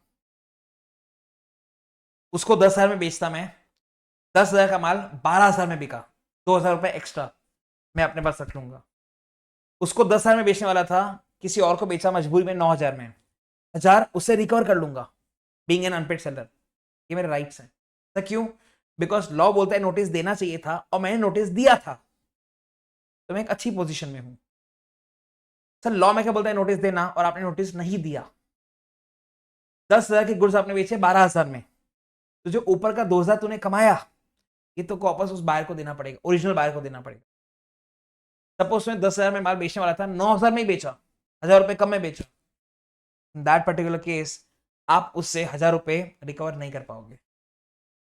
तो नोटिस दे देना चुपचाप, जिससे फायदे में रहोगे। महंगा बेचा, पैसा आपके पास रहेगा, सस्ता बेचा, आप बायर से, ओरिजिनल बायर से रिकवर कर लोगे डैमेजेस। नोटिस नहीं दिया आपने और महंगा बेचा, being an unpaid seller, excess पैसा आपको बायर को देना पड़ेगा क्योंकि वो ओनर है, और अगर सस्ते में बेचा तो उससे डैमेजेस भी नहीं मिलेगा, मतलब नोटिस दे देने का। दूसरा केस, सर अगर गुड्स पेरिशेबल नेचर के हैं तो कोई नोटिस देने का जरूरत नहीं है, आप बिना बोले भी बेच सकते हो, एंड एक्सेस पैसा आपको जो मिला वो आपके पास रहेगा, कम में बिका आप डैमेजेस भी ले लोगे बिना नोटिस दिए, because it is perishable goods. And last, अगर कॉन्ट्रैक्ट में ही लिखा हुआ है नोटिस देने की जरूरत नहीं है, तो हम नोटिस नहीं देंगे सर, बिना नोटिस के उसको अपन बेच देंगे, और ऊपर का पैसा अपना और डिफरेंस रिकवर कर सकते हैं। That is your right to resale. यहाँ पे कितना शॉर्ट में लिखा है, मैं आपको कितना डीप में पढ़ा है सर, पढ़ सकते हैं एक बार बुक में से, आपके पास चार्ट होगा बना हुआ, मैं इसमें ढूंढ रहा हूँ, इसमें कहाँ गया, ये रहा सर, ये आपके पास होना चाहिए, प्लीज हैव अ लुक। मैं वेट करता हूँ 30 सेकेंड्स ओनली।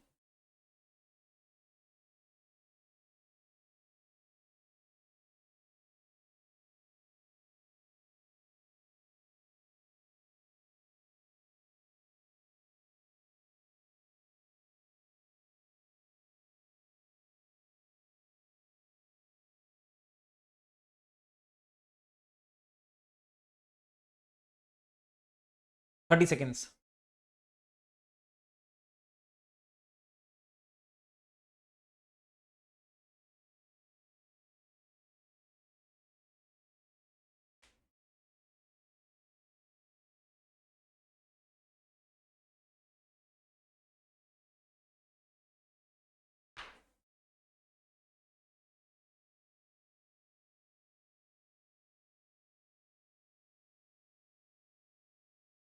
कुछ है तो बताना, एज यूजुअल डन सर करके।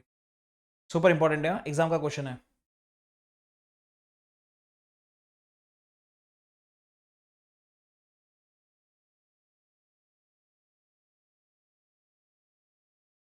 फिलहाल done sir, waiting for others. Thank you काका। Prachi done sir, Siddiqui done, Akhilesh done, Maitri done, Shaurya done, Asmita done sir. Not given में प्रॉफिट का अमाउंट देना रहेगा ना, जितना प्रॉफिट हुआ है। हाँ लिखा तो है, लिखा ना, hand over to the buyer. Yaseen भाई देख, ये वाला केस देख,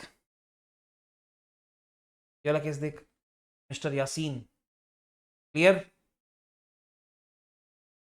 सर। ओनर बायर है तो अगर गुड्स का लॉस हुआ तो बायर को कंपनसेट करना पड़ेगा ना। अरे वो मुझे पैसा नहीं दे रहा, तभी तो मुझे राइट मिला बेचने का, तो मैं क्यों उसको कंपनसेट करूंगा? नुकसान मेरा हुआ है, पैसा वो नहीं दे रहा।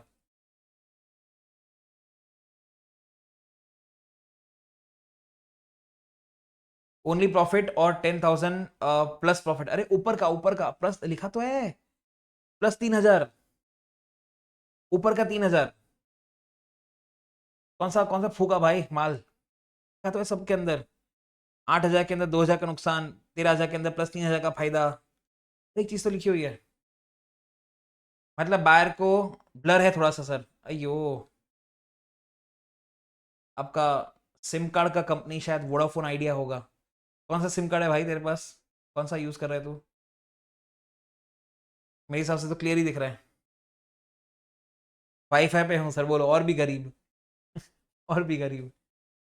ऊपर क्या बोल रहा है, मतलब बायर का लॉस है ना।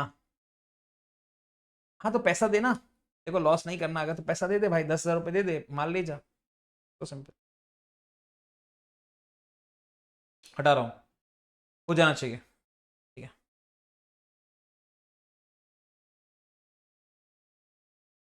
इतना सही तो बचा है काम का। राइट्स ऑफ 4 ही पॉइंट मैंने कहा था, ठीक है। Rights of unpaid seller against the buyer. Logically सोचा, हम रट्टा नहीं मारे, हम रिवीजन के अंदर भी लॉजिक की बात करेंगे, दिमाग की बात करेंगे। सर अगर गुड्स आपके पास नहीं है और गुड्स रास्ते में भी नहीं है, मतलब गुड्स पहुंच चुका है सामने, तो ना आप राइट ऑफ लीन कर सकते हो, ना आप right of stoppage in transit कर सकते हो, ना आप राइट ऑफ रीसेल कर सकते हो। तीनों ही नहीं हो सकता, क्योंकि गुड्स ऑलरेडी बायर के पास पहुंच गए और बाद में पता पड़ा कि वो पैसा नहीं देगा। तो अब आपने अवेसू करवानो, व्हाट नेक्स्ट? लॉ में बोलता है उसको सू कर दे, सू, सू फॉर प्राइस, कोर्ट में लेके जाओ उसको। गुड्स मेरे पास होते तो लीन कर लेता, गुड्स रास्ते में होते तो स्टॉप एंड ट्रांजिट कर लेता और फिर रीसेल कर देता। अरे कुछ नहीं हो सकता, गुड्स पहुंच गए बायर के पास, तो केस करो उसको, कोर्ट में जाओ, सू करो सर। दूसरा तो पढ़ लिया ना ऑलरेडी, जो डिफरेंस होता है अपन नोटिस के केस में, अगर डिफरेंस आता है नुकसान में बेचते हैं तो उसे रिकवर कर लेते हैं अपन, तो पॉइंट नंबर 2 तो वही हो गया, सूट फॉर डैमेजेस। तीसरा सर, अगर वो मुझे पैसा नहीं दे रहा, ऐसा मुझे पता पड़ा, कॉन्ट्रैक्ट कैंसिल कर दूंगा कि भाई मुझे तुझे बेचना ही नहीं है। एंड लास्ट, सर उसने मुझे पैसा दिया पर उसने मुझे पैसा लेट दिया, तो ब्याज के साथ पैसा लूंगा। ये भी एग्जाम में आ चुका है, 4 मार्क का, कम आया है पर आ चुका है। देखो, मैं तब तो चाय पी लेता हूँ, यहीं बैठा हूँ मैं। पढ़ो 4 पॉइंट, आपको चारों का लॉजिक पता होना चाहिए। Against the goods, against the buyer. Against the goods 3 point थे sir, lien, stoppage in transit और resale. Against the buyer 4 point है sir, please have a look.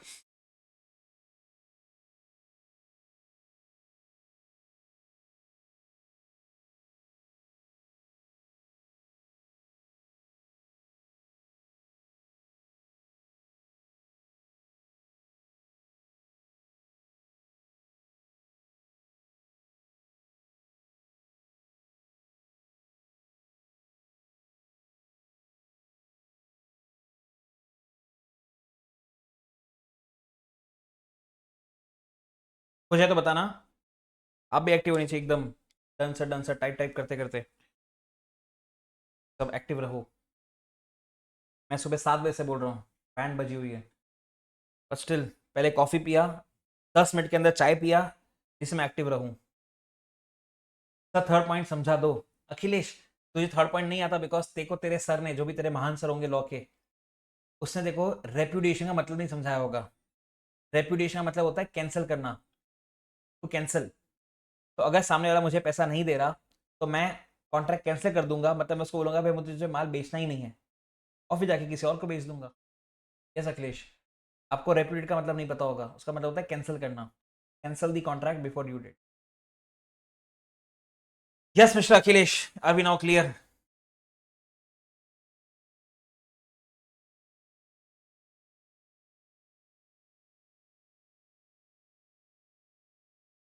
आगे last part, remedies of buyer against the seller. ठीक है, पूरा chapter 360 degree घूम चुका है सर, पूरा चैप्टर 360 डिग्री घूम चुका है। अब तक हम क्या पढ़ रहे थे?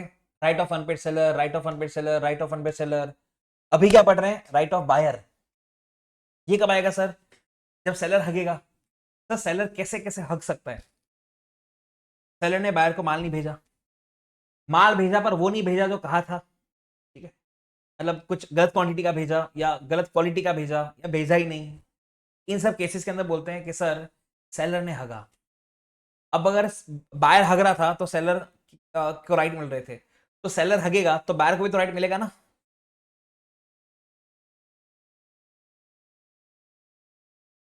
पहले बताया हग कैसे सकता है, पेज to deliver the goods at the time, contract cancel कर देता है, भेजता है पर गलत गुड्स भेजता है। ये सब हगने का तरीका हुआ। राइट्स क्या मिलेंगे? ये सर वही वापस से जो ऊपर पड़ा था, डैमेजेस पॉइंट ऊपर भी था, इंटरेस्ट वाला पॉइंट ऊपर भी था, स्पेसिफिक परफॉर्मेंस अच्छा पॉइंट, बहुत अच्छा पॉइंट। हमने इसे क्लास में 10-15 मिनट तक डिस्कस करा है इस पॉइंट को। सर अगर गुड्स यूनिक नेचर के हैं, यूनिक या कोई रेयर है, जो आपको चीज कहीं और नहीं मिलेगी, तो उसमें डैमेज से कुछ नहीं होगा सर। उसमें आप कोर्ट से आके ऑर्डर लेकर आओगे कि भैया सेलर को बोलो कि मुझे बेचे ही बेचे, ऐसा आप कोर्ट से एक ऑर्डर लेकर आओगे। वो जब ऑर्डर लेकर आए ना, उसको बोलते हैं स्पेसिफिक परफॉर्मेंस। पर वो कब होगा सर? सिर्फ और सिर्फ उस केस में जब वो आइटम जो हम बेच रहे हैं वो यूनिक है, रेयर है, तो ही ये राइट आएगा, नहीं तो ये राइट नहीं आएगा। स्पेसिफिक परफॉर्मेंस वाला मतलब हमने आपको कल बता दिया था कि जो बोला है वो करना पड़ेगा, दैट इज स्पेसिफिक परफॉर्मेंस।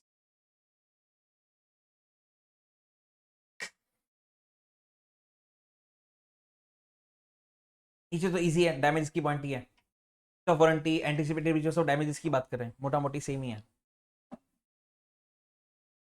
नीचे ऑक्शन सेल,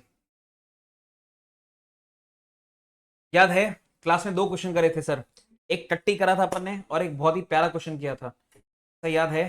हमने क्लास में इसके दो क्वेश्चन करे हैं सर। एक बहुत ही आसान क्वेश्चन किया था, थ्योरी क्वेश्चन था, और एक हमने जून 2024 का क्वेश्चन किया था, मुझे क्वेश्चन नंबर भी याद है, शायद 3 का बी था। हाँ, दो ऑप्शन दिए हुए थे, बताना था कौन सा लॉफुल है कौन सा अनलॉफुल है। ऐसा क्वेश्चन आपको याद आना चाहिए, हमने क्लास में करा हुआ है सर। ऑप्शन सेल के दोनों क्वेश्चन हमने क्लास में करे हुए हैं। ठीक है, तो पॉइंट क्या बोलता है? पॉइंट सिर्फ इतना सा बोलता है सेक्शन नंबर 64 के अंदर कि sir where the goods are sold in lots, उसको आप पार्ट्स में बेच रहे हो, पार्ट्स में ऑक्शन कर रहे हो गुड्स का, तो हर पार्ट एक सेपरेट कॉन्ट्रैक्ट माना जाएगा। That is goods are sold in lots, हर लॉट का contract is a separate contract. Second की बात करते हैं, इंपॉर्टेंट, अलग से एग्जाम में क्वेश्चन आ चुका है, completion of contract of sale. Sir auction sale के अंदर completion of contract of sale कब होता है? At the fall of hammer, at the fall of hammer. C, right to bid may be reserved. Sir bidding में कौन कौन आएगा वो मैं पहले से डिसाइड कर सकता हूँ, मैं सामान बेच रहा हूँ, मैं डिसाइड कर सकता हूँ कि सर कौन कौन बेसिकली उस ऑक्शन में आएगा। दूसरा, सर जरूरी नहीं है कि मैं हाईएस्ट प्राइस पे गुड्स को बेचूं ही बेचूं, नॉट नेसेसरी। मुझे ऐसा लगा अगर कि यार बहुत कम भाव में बिक रहा है, तो मेरा एक आदमी ज्यादा बोली लगा के उन गुड्स को खरीद लेगा, that is right to bid may be reserved. दूसरा, डी खतरनाक, फ्रॉड, फ्रॉड। सर मेरा आदमी बैठा है ऑक्शन के अंदर और वो वहां पे भाव बढ़ाता है, कोई बिड करता है, मेरा आदमी उसको और बिड को बढ़ाता है, फिर कोई दूसरा बिड करता है, मेरा आदमी और बिड को बढ़ाता है, तो हम बोलते हैं fraudulent. Sale is not notified to the बाकी जो लोग हैं ऑक्शन के अंदर उसको. That is fraudulent. Reserve price मतलब बेस प्राइस समझ में आता है. लास्ट प्रिटेंडेड बिडिंग, क्योंकि ऊपर आपने आर्टिफिशियली इन्फ्लेट करा बिडिंग प्राइस को, तो कॉन्ट्रैक्ट इज वॉइडेबल. फ्रॉड में हमने वही पढ़ा सेक्शन में 17 के अंदर, तो अगर फ्रॉड होता है तो कॉन्ट्रैक्ट इज वॉइडेबल. ये रहे देख सारे points, you will find all the points यहाँ पे. नीचे मैं पढ़ा देता हूँ. 64A है वो, इसका अगर टैक्स रेट में चेंज हो गया तो किसके सर पे आएगा? बायर के सर पे आएगा. तो बहुत ही बारीकी से देखिएगा ये पॉइंट्स, ऑल द 6 पॉइंट्स बारीकी से देखना. आपको कोई भी पॉइंट समझ में नहीं आया मैं वापस समझा दूंगा, पर आपको मुझे पूछना पड़ेगा कि सर नहीं समझा. आई री एक्सप्लेन पूरा का पूरा.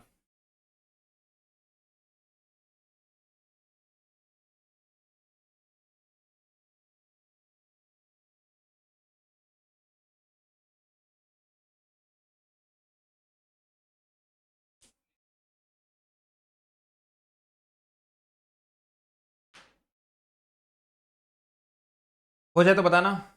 We are done with sales of goods act. हो जाए तो बताना. We are done with sales of goods act.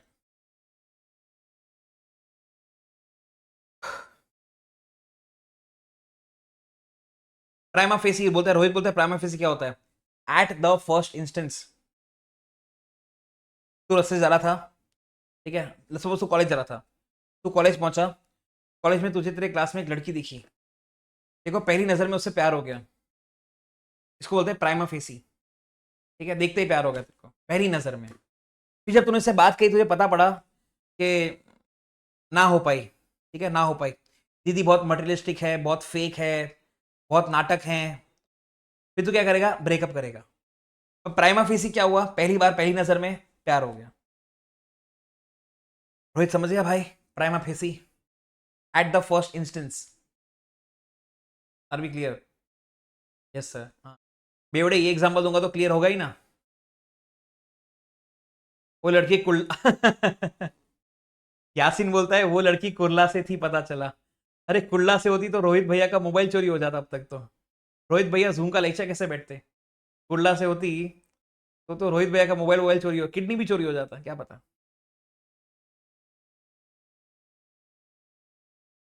हो जाना चाहिए. Let me know if done. Let me know if done. Again हमारा वही फिक्स, छोटा सा 4 मिनट का break, 4 minutes, and will start with companies act. Companies act पूरा खत्म होगा, उसके बाद टाइम हुआ तो will start with LLP also. LLP तो खत्म हो जाएगा. डन सर, ऐसा प्राची बोलती है. रोहित भाई के मोबाइल, नहीं रोहित भाई, हाँ रोहित भाई चोरी हो जाता, माँ कसम, रोहित भाई चोरी हो जाता. हद हो गई. ओके, मुझे आ गए डन सर के मैसेज काफी सारे. बहुत बढ़िया. तो वी आर डन विथ सोगा. हमने अब तक हमारे लेक्चर के अंदर 10 घंटे भी खत्म नहीं करे और हमारा 21 मार्क का सोगा हो गया, और लगभग 21 मार्क का हमारा कॉन्ट्रैक्ट भी हो गया, यूनिट नंबर 1 to 6 वाला. Already done with 1/3 of the syllabus. 42 out of 120 हम कर चुके हैं. हम इसके बाद स्टार्ट करेंगे कंपनीज एक्ट और खत्म हो जाएगा, मतलब 21, और मतलब विल बी डन विथ 63/120, मतलब half the syllabus will be done today. सीधा 1/3 से 1/2 पहुंच जाएंगे अपन कंपनीज एक्ट करके. छोटा सा ब्रेक लेते हैं वापस 5 मिनट का, and 4 to 4 5 should be good. Break 5 minute का छोटा सा.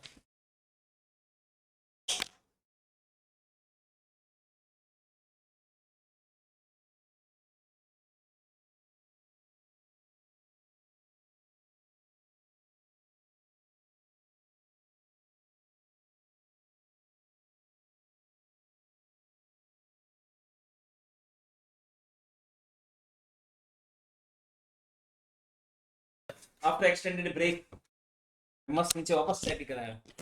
थर्ड चाय 2 घंटे के अंदर, टू बी सुपर एक्टिव. अब हम करते हैं कंपनीज एक्ट.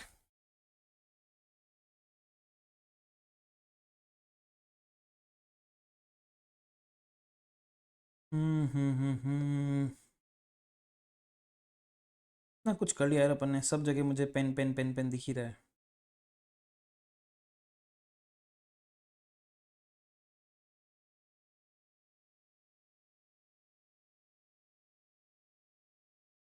कहाँ गया कंपनीज एक्ट, ये रहा।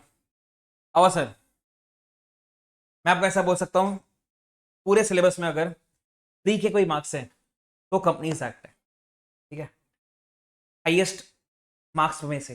बाकी एल भी फ्री मार्क्स है, इंडियन रेगुलेटरी फ्रेमवर्क भी फ्री मार्क्स है, नेगोशिएबल फ्री मार्क्स है, पर वो छोटे छोटे हैं। ये साला फ्री का 21 मार्क्स है। और आपको ये आएगा सी इंटर के अंदर भी। आपके लेक्चर के पहले मेरा सी इंटर में ही लेक्चर था, और वहां पे हम लोग जो टॉपिक पढ़ रहे थे वो फाउंडेशन का ही टॉपिक था। तो जो भी आप फाउंडेशन में पढ़ रहे हो वो आपको एज इट इज इंटर में वापस आने वाला है, ठीक है। तो आपका फाउंडेशन बहुत स्ट्रांग होना चाहिए, नहीं तो इंटर में आपको तकलीफ मिलेगा। बहुत सिंपल। और फिर सीए फाइनल में भी वापस आएगा आपका ये कंपनी से। ध्यान से हम स्टार्ट करते हैं, इसको छोड़ रहे, हम हमारे सीक्वेंस में स्टार्ट करते हैं। मेरे पास अगर लिस्ट होगी फटाक से तो आपको ट्रैक भी हो जाएगा। मैं आपको हर एक चीज पढ़ाऊंगा, ठीक है, हर एक चीज पढ़ाऊंगा। हम्म,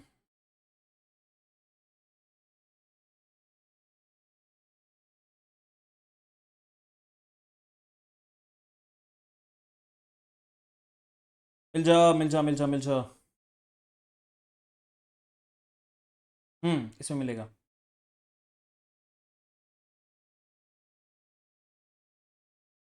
बाहर में जा, छोड़। मैं सेशन का लिस्ट ढूंढा था, अब उस बिना उससे कर लेते, इसको मैंने बंद कर दिया, ठीक है। सब इधर, आपके भी सब इधर, कुछ छूट ना जाए, तो मैं सबको सेक्शन वाइज करवा रहा हूँ, ठीक है, मैं बुक में से नहीं देख रहा, ठीक है। हम सेक्शन वाइज स्टार्ट करते हैं। Let us start with 2 clause 6, associate company. Sir associate company क्या होता है? जब एक कंपनी का दूसरी कंपनी के अंदर सिग्निफिकेंट इन्फ्लुएंस हो, तो जिस कंपनी में सिग्निफिकेंट इन्फ्लुएंस है उसको बोलते हैं associate company. Now question obviously is, sir what do you mean by the term significant influence? Law में क्या बोलता है, देखो यार, 2 पॉइंट। या तो एक कंपनी का दूसरी कंपनी के अंदर एटलीस्ट 20% वोटिंग पावर है, स्टेक 20% वोटिंग पावर, या फिर पार्टिसिपेट इन डिसीजन मेकिंग। तो सपोज एक कंपनी है ए, एक कंपनी है बी, तो ए का अगर बी में सिग्निफिकेंट इन्फ्लुएंस हो तो बी को बोलेंगे एसोसिएट कंपनी।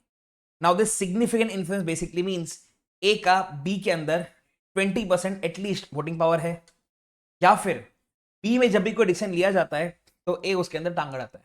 तो participates in decision making. 2 clause 6 खत्म। लिस्ट में अगला आता है 2 clause 20, which is definition of company. Obviously exam में आएगा नहीं, पर हम पढ़ते हैं फिर भी। Company means a company incorporated under this act or under any previous company law. कुछ काम करेंगे। 221 पे आते हैं, सेक्शन अगला वाला, कंपनी लिमिटेड बाय गारंटी। जब कंपनी पैदा हुई थी उस टाइम पे जो शेयर होल्डर्स मेंबर्स थे, सब्सक्राइबर्स बोलते हैं उसको अपन, उन्होंने वादा किया था कि अगर फ्यूचर में कभी कंपनी बंद हुई और पैसे कम पड़ गए लायबिलिटी चुकाने के लिए, तो हम हमारे घर से पैसा लेकर आएंगे। ये जो हम लेकर आएंगे ना, this is called guarantee. Point is, पैसा लेकर कब आना है? सिर्फ और सिर्फ वाइंड अप पे लेकर आना है, उसके अलावा कभी लेकर नहीं आना। That is 221। फिर आता है 222, और हाँ, जितना वादा किया उसके ऊपर एक पैसा भी लेकर नहीं आना, वो भी पॉइंट। फिर 222, company limited by shares. Sir मेरे पास जितने भी शेयर्स हैं उसके ऊपर जो अनपेड अमाउंट है, अनपेड अमाउंट उन शेयर्स के ऊपर, उतना मेरा लाइबिलिटी है एज अ शेयर होल्डर। अरे यार, अगर मैं 100 रुपए का शेयर होल्ड कर रहा हूं, उसमें मैंने खाली 60 रुपीज ही पे करे हैं, तो 40 मेरा लाइबिलिटी होगा ना यार। चीज मेरे पास 100 रुपए की है, पे मैंने खाली 60 करा, गलत हो गया ना सर। आपको 40 देना पड़ेगा, वो आपका लाइबिलिटी। सर मंगा कब सकते हैं? कभी भी मंगा सकते हैं। कंपनी जिंदा है तब भी मंगा सकते हैं, और वाइंड अप पे भी मंगा सकते हैं। लिमिटेड बाय गारंटी में क्या था, सिर्फ वाइंड अप पे मंगा सकते थे। डिफरेंस। नेक्स्ट पे आते हैं। 222 के बाद अगला आया 242, फॉरेन कंपनी आया, ठीक है, जहां से हमने हमारा सिलेबस स्टार्ट किया था, फाउंडेशन की जर्नी। आज से 3-4 महीने पहले हमने फॉरेन कंपनी से स्टार्ट किया था।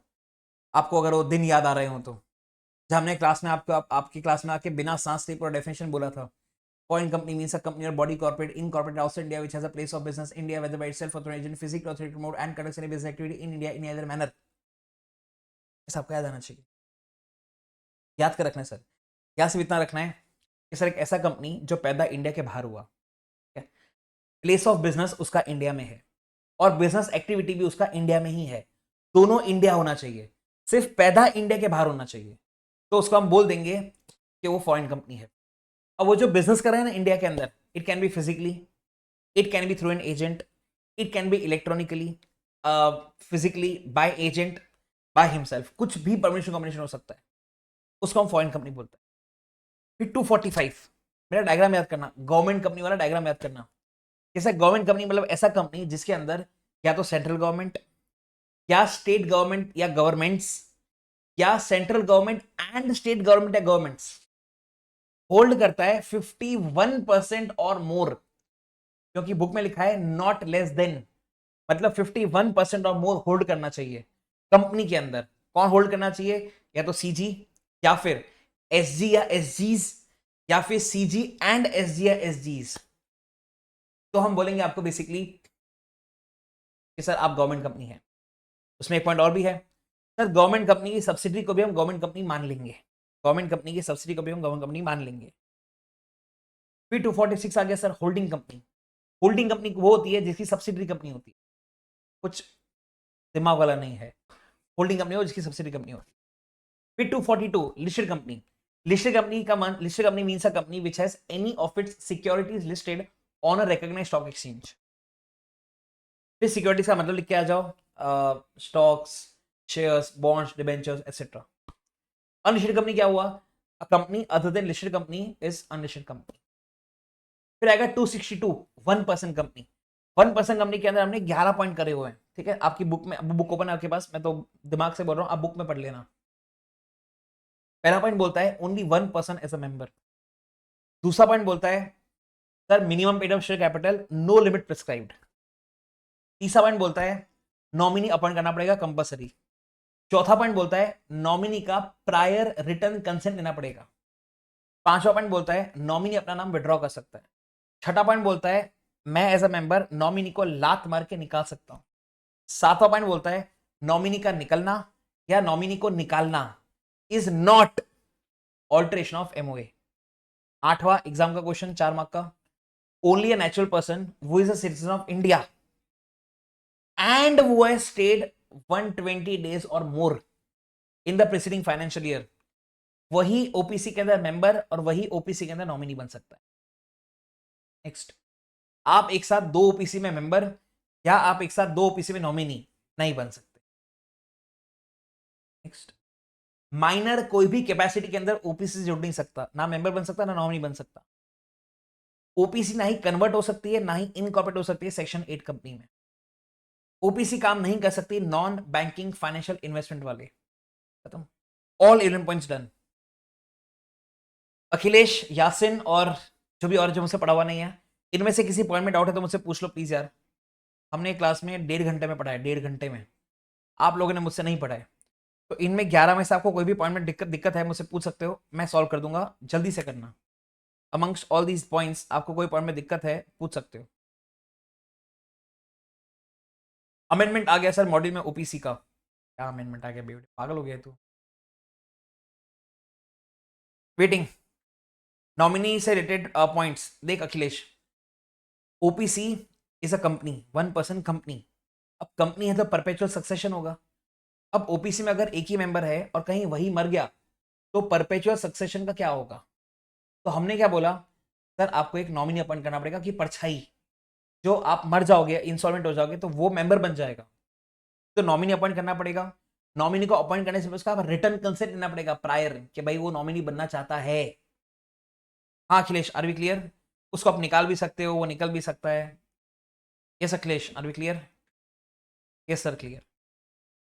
तीसरा एक और कोई था ना, और शौर्य करके, वो नहीं है क्या? अभी दिख नहीं रहा मुझे। शौर्य शौर्य शौर्य है ना? ये बेवड़े, जल्दी बोल डाउट है कि नहीं, मैं साले तो तेरा वेट कर रहा हूँ। नहीं सर क्लियर है। 120 डेज वाले पर सर, हाँ तो मैं बोल तो सही 120 डेज, 120 डेज और मोर अगर है इन दैट केस डन। 262 हो गया। 268 पे आते हैं, प्राइवेट कंपनी। 3 पॉइंट दिए हुए हैं, मैं तो बेसिक पॉइंट्स।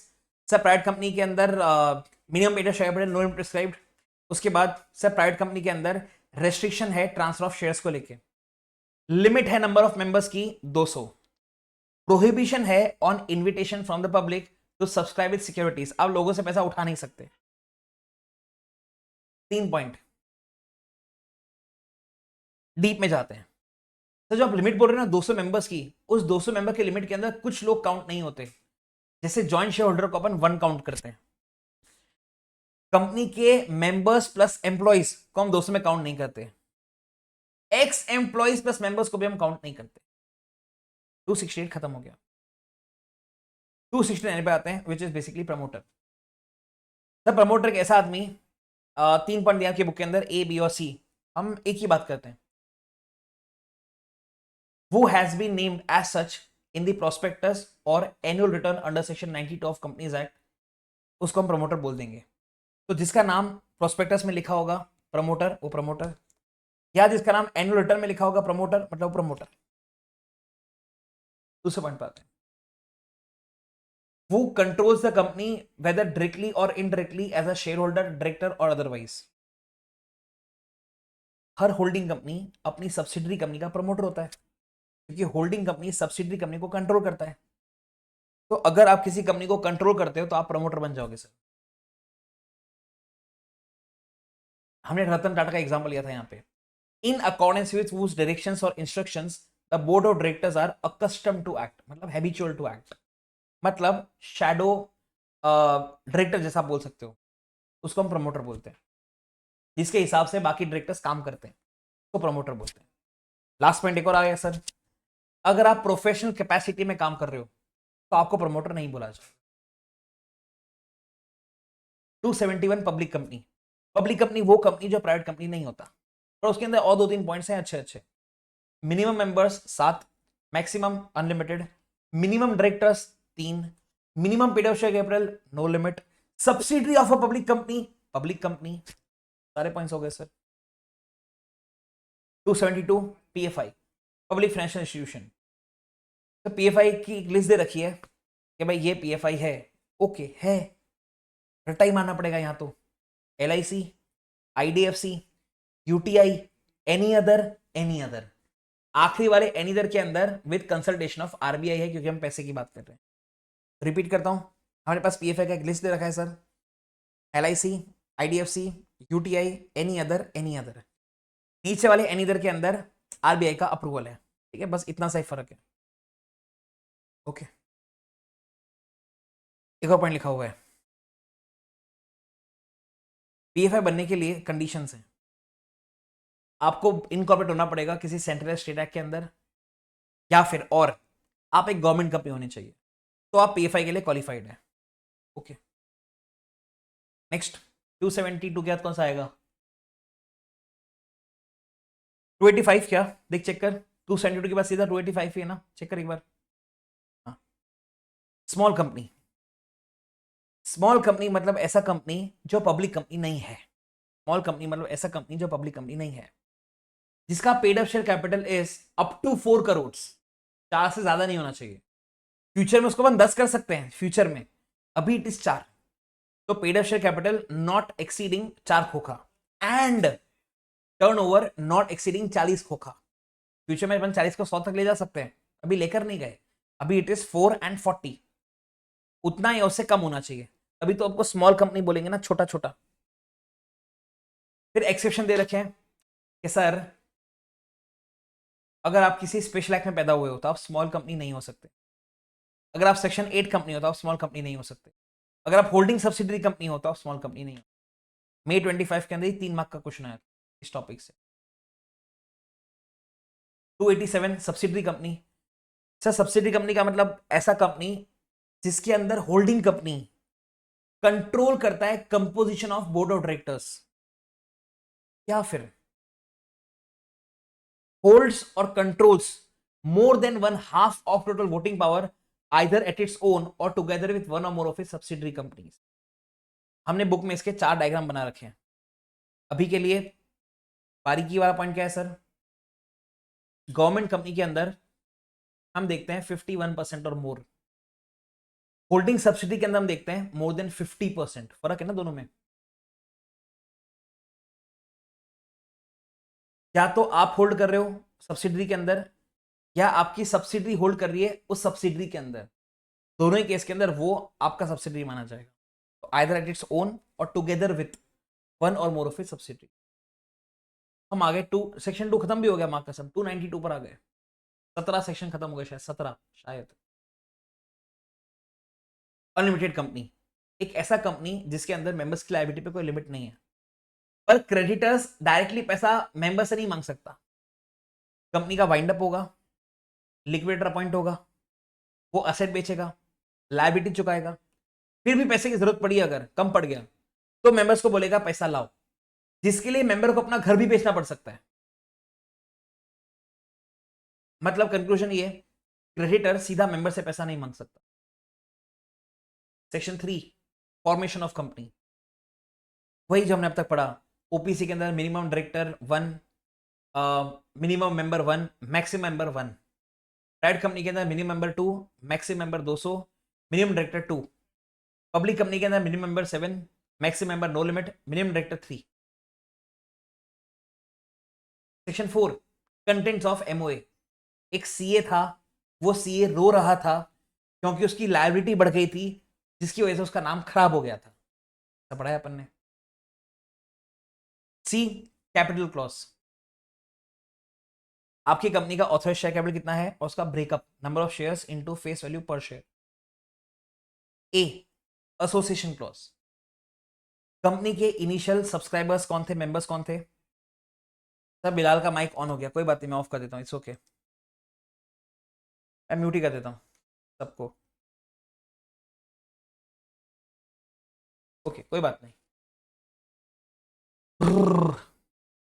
कंपनी का ऑथराइज्ड शेयर कैपिटल कितना और ब्रेकअप वो हमने डिस्कस किया। फिर हम आए एसोसिएशन क्लॉज के अंदर, कंपनी के इनिशियल मेंबर्स कौन थे, वो तो कभी चेंज नहीं होने वाला, उन्होंने कितने शेयर्स लिए थे, उनका साइन और विटनेस का sign, this is association clause. फिर सीए रो रहा था, रजिस्टर ऑफिस क्लॉज, उस स्टेट का नाम जहां पे कंपनी का रजिस्टर ऑफिस है। ओ object clause, scope of activities जो कंपनी कर सकता है, जो ऑब्जेक्ट क्लॉज में लिखा हुआ नहीं है वो कंपनी नहीं कर सकता। Okay sir. लायबिलिटी क्लॉज, या तो 221 होगा या 222 होगा या 292। नेम क्लॉज, सपोज हमारी कंपनी का नाम रोहित प्राइवेट लिमिटेड, तो जो रोहित वर्ड है रोहित, वो नाम अनडिजायरेबल नहीं होना चाहिए और किसी दूसरी कंपनी से मिलता जुलता नहीं होना चाहिए, सेम भी नहीं होना चाहिए, मिलता जुलता भी नहीं होना चाहिए। और जो रोहित के पीछे प्राइवेट लिमिटेड लिखा हुआ है वो डिपेंड करता है, प्राइवेट कंपनी में प्राइवेट लिमिटेड लिखोगे, पब्लिक कंपनी में लिमिटेड लिखोगे, गवर्नमेंट कंपनी के अंदर भी लिमिटेड लिखोगे, तो डिपेंडिंग आप किस टाइप की कंपनी हो you will decide the suffix. और जो प्रीफिक्स है वो किसी से मिलता जुलता नहीं होना चाहिए और अनडिजायरेबल नहीं होना चाहिए। आपका सेक्शन 4 खत्म हो गया सर, चुटकी में खत्म हो गया। हर एक पॉइंट मैंने कवर करा, हर एक पॉइंट। बुक नहीं खोला है, बुक बंद है। सेक्शन 5 ए हुए articles of association, again exam का क्वेश्चन, जनवरी 2025 में 10 मार्क का आया था, 10 मार्क का, 7+3 दो क्वेश्चन आए थे सर। 5 का सबसेक्शन 1 क्या बोलता है, that sir articles are the regulations governing the management of the company, कि कंपनी के अंदर काम किस तरह से होगा वो एओए में लिखा हुआ होता है। 5 का सबसेक्शन 2 इंक्लूजन ऑफ मैटर्स, आपको एओए के अंदर कुछ ऐड करना है आप ऐड कर सकते हो, कोई दिक्कत नहीं सर। 5 का सबसेक्शन 3 एंट्रेंचमेंट प्रोविजन, अगर आर्टिकल्स में कुछ लिखा हुआ है, कंपनीज एक्ट में कुछ लिखा हुआ है और आप उसको अगर ज्यादा स्ट्रिक्ट बनाना चाहते हो आप कर सकते हो, उसको बोलते हैं एंट्रेंचमेंट प्रोविजन, चीजों को और strict banana, it is allowed. 5 का सबसेक्शन 4 सर स्ट्रिक्ट बनाने का तरीका क्या होगा, प्राइवेट कंपनी में consent of all the members, public company के अंदर स्पेशल रिजोल्यूशन, मतलब 75% या उससे ज्यादा वोट्स मिलने चाहिए। कर सकते हो आप एंट्रेंचमेंट या तो कंपनी के इनकॉर्पोरेशन पे या बाद में अमेंडमेंट से, दो तरीके। फिर 5 का सबसेक्शन 5, जो भी आपने एंट्रेंचमेंट का प्रोविजन डाला है वो आपने आरओसी को बता देना है। फिर 5 का सबसेक्शन 6, हमारे पास रेडीमेड टेबल्स हैं, टेबल नंबर FGHIJ, आप जो भी टाइप की कंपनी हो अकॉर्डिंगली आप एओए उठाना चाहो तो एओए उठा सकते हो, मॉडल आर्टिकल्स उठा सकते हो। और 5 का सबसेक्शन भी वही है कि आप एज इट इज एओए उठा सकते हो, कोई टेबल जो भी है आपके हिसाब से कंपनी के हिसाब से उसको आप अडॉप्ट कर सकते हो। 5 का सबसेक्शन 8 काम का नहीं है, ठीक है, पहले 7 काम के मैंने पढ़ा दिया आपको। हम आ गए सेक्शन नंबर 7 के अंदर, इन कॉर्पोरेशन ऑफ कंपनी। 6 है नहीं, इन कॉर्पोरेशन ऑफ कंपनी के ऊपर आ गए sir, section number 7। Step number 1, company submit करेगा डॉक्यूमेंट्स आरओसी को। वो डॉक्यूमेंट क्या होगा, इंफॉर्मेशन डॉक्यूमेंट के अंदर क्या होगा, कंपनी का एमओए, कंपनी का एओए, लिस्ट ऑफ डायरेक्टर्स और वो डिस्क्वालिफाइड नहीं है ऐसा डिक्लेरेशन, हमने सारे नियम कानून फॉलो करे हैं कंपनी पैदा करने के लिए उसका डिक्लेरेशन, ये सब इंफॉर्मेशन डॉक्यूमेंट जाएगा कंपनी से आरओसी के पास। नंबर 2, आरओसी कंपनी को देगा certificate of incorporation, ROC company को देगा CIN, corporate identification number. 4, sir जो हमने इन्फॉर्मेशन डॉक्यूमेंट स्टेप नंबर 1 में आरओसी को दिए थे उसका एक कॉपी हम खुद के पास रखेंगे प्रिजर्व करके परमानेंटली। 5, कंपनी जब इनकॉर्पोरेट हो रही है तब मैंने कुछ आरओसी से कुछ छुपाया, कुछ झूठ बोला, कुछ नहीं बताया, तो 447 में पेनल्टी है। 6, सर कंपनी बन गई, कंपनी बन जाने के बाद पता पड़ा कि आपने आरओसी से कुछ छुपाया था, कुछ झूठ बोला था, कुछ नहीं बताया था, अगेन 447 पेनल्टी। आखिरी, ऑर्डर्स ऑफ ट्राइब्यूनल। ट्राइब्यूनल के पास ताकत है कि सर आपकी कंपनी में कुछ कांड हुआ अगर, तो मेंबर्स की लायबिलिटी लिमिटेड से अनलिमिटेड कर दे, कंपनी को वाइंड अप कर दे, कंपनी को रजिस्टर ऑफ कंपनीज में से हटा दे, ये ऐसा कोई भी जो ट्राइब्यूनल को काम अच्छा लगे वो ऐसा ऑर्डर दे सकता है। पर कोई भी ऑर्डर देने से पहले एक reasonable opportunity of being heard दिया जाएगा। 7 खत्म हो गया। 8, सेक्शन 8 कंपनी, 12 पॉइंट्स हैं, 12। पहला, definition, section 8 company is a company which is formed for the promotion of charitable objects of commerce, arts, science, sports, education, research etcetera. दूसरा, prohibition on payment of dividend. तीसरा, profits if any अगर हो गया तो utilised for the purpose for which the company is incorporated. 4, special licence from central government. 5, on upon contravention central government में revoke the licence of section 8 company, licence वापस छीन लिया, या फिर रिवोक द लाइसेंस के साथ साथ कंपनी का वाइंड अप कर दिया, या फिर amalgamate with another section 8 company having similar objects. आपको अपनी कंपनी के नाम के पीछे सेक्शन 8 कंपनी के नाम के पीछे लिमिटेड, प्राइवेट लिमिटेड कुछ भी लगाने की जरूरत नहीं है sir. Minimum paid up share capital कोई लिमिट नहीं है सर। जनरल मीटिंग के लिए नॉर्मल कंपनी को 21 दिन पहले, 21 क्लियर डेज पहले नोटिस भेजना पड़ता है। सेक्शन 8 कंपनी अगर 14 दिन पहले भेजेगा, अनलाइक अदर कंपनीज आपको नॉमिनेशन रेम्यूनरेशन कमेटी नहीं बनाना, शेयर होल्डर रिलेशनशिप कमेटी नहीं बनाना। Provisions for minimum number of directors, independent directors does not apply. Last, section 8 company partnership firm can be a member in section 8 company. और last में punishment का point है वो मैं नहीं पढ़ाता हूं, रट्टा मारने का है। आर वी क्लियर यहां तक? सेक्शन 80% चैप्टर खत्म हो गया। आर वी क्लियर यहां तक? हर एक पॉइंट बोल रहा हूं, हर एक पॉइंट जो आपने बुक में लिखा है ना भाई, मेरे पास कोई बुक खुला नहीं है, तेरे सामने टैब बंद है, मैं पूरा यहां से बोल रहा है, आपकी पूरा यहां पे रजिस्टर होना चाहिए हर एक पॉइंट। कोई कंसेप्ट समझ में नहीं आया मैं रिपीट भी कर देगा, और तो मैं डीप में पढ़ा रहा हूं, पर फिर भी कोई समझ में नहीं भी आया आपको तो मैं रिपीट कर सकता हूँ, मुझे बता देना कि सर ये पॉइंट वापस समझा दो, या ये पॉइंट हमने नहीं पढ़ा, हम एबसेंट थे, या हमने कहीं और से पढ़ा हुआ है सर से, तो मैं रिपीट भी कर देगा। 9 पे आते हैं, इफेक्ट्स ऑफ रजिस्ट्रेशन। हमने एक स्टोरी करी थी यहाँ पे कि सर एक अली करके भैया है, उसने अपनी गर्लफ्रेंड को एक मोबाइल गिफ्ट करा HTC का, गर्लफ्रेंड ने ब्रेकअप बोल दिया, फिर अली भैया बहुत दुखी हो गए, बाथरूम गए, बाथरूम सू सू करने बाथरूम गए, मुंह वो धोया, फिर लड़की ने वापस फोन करके बुलाया और लड़की ने बोला पैचअप कर लेते हैं। अली बोलता है पैचअप तभी करूंगा अगर तू मुझे वादा करेगी अपन जन्म जन्म तक साथ रहेंगे। लड़की बोलती है हाँ जन्म जन्म तक साथ रहेंगे, और पैचअप हो जाता है। इस अली के अंदर जो ए है ना, A that is artificial legal person, कि सर कंपनी आपकी और मेरी तरह नेचुरल पर्सन तो नहीं है, पर आपकी और मेरी तरह कॉन्ट्रैक्ट में एंटर कर सकती है, सू कर सकती है, प्रॉपर्टी होल्ड कर सकती है, तो कंपनी भी आर्टिफिशियल पर्सन तो है। और क्योंकि लॉ रिकॉग्नाइज करता है तो लीगल भी है। अली का L, limited liability, we know it already. I, आगे जाके पढ़ेंगे बहुत डीप में, independent separate legal entity, Salomon versus Salomon. H, holding property in its own name. T, transferability of shares, private company है तो रेस्ट्रिक्शन है, पब्लिक कंपनी है तो फ्री ट्रांसफरेबल।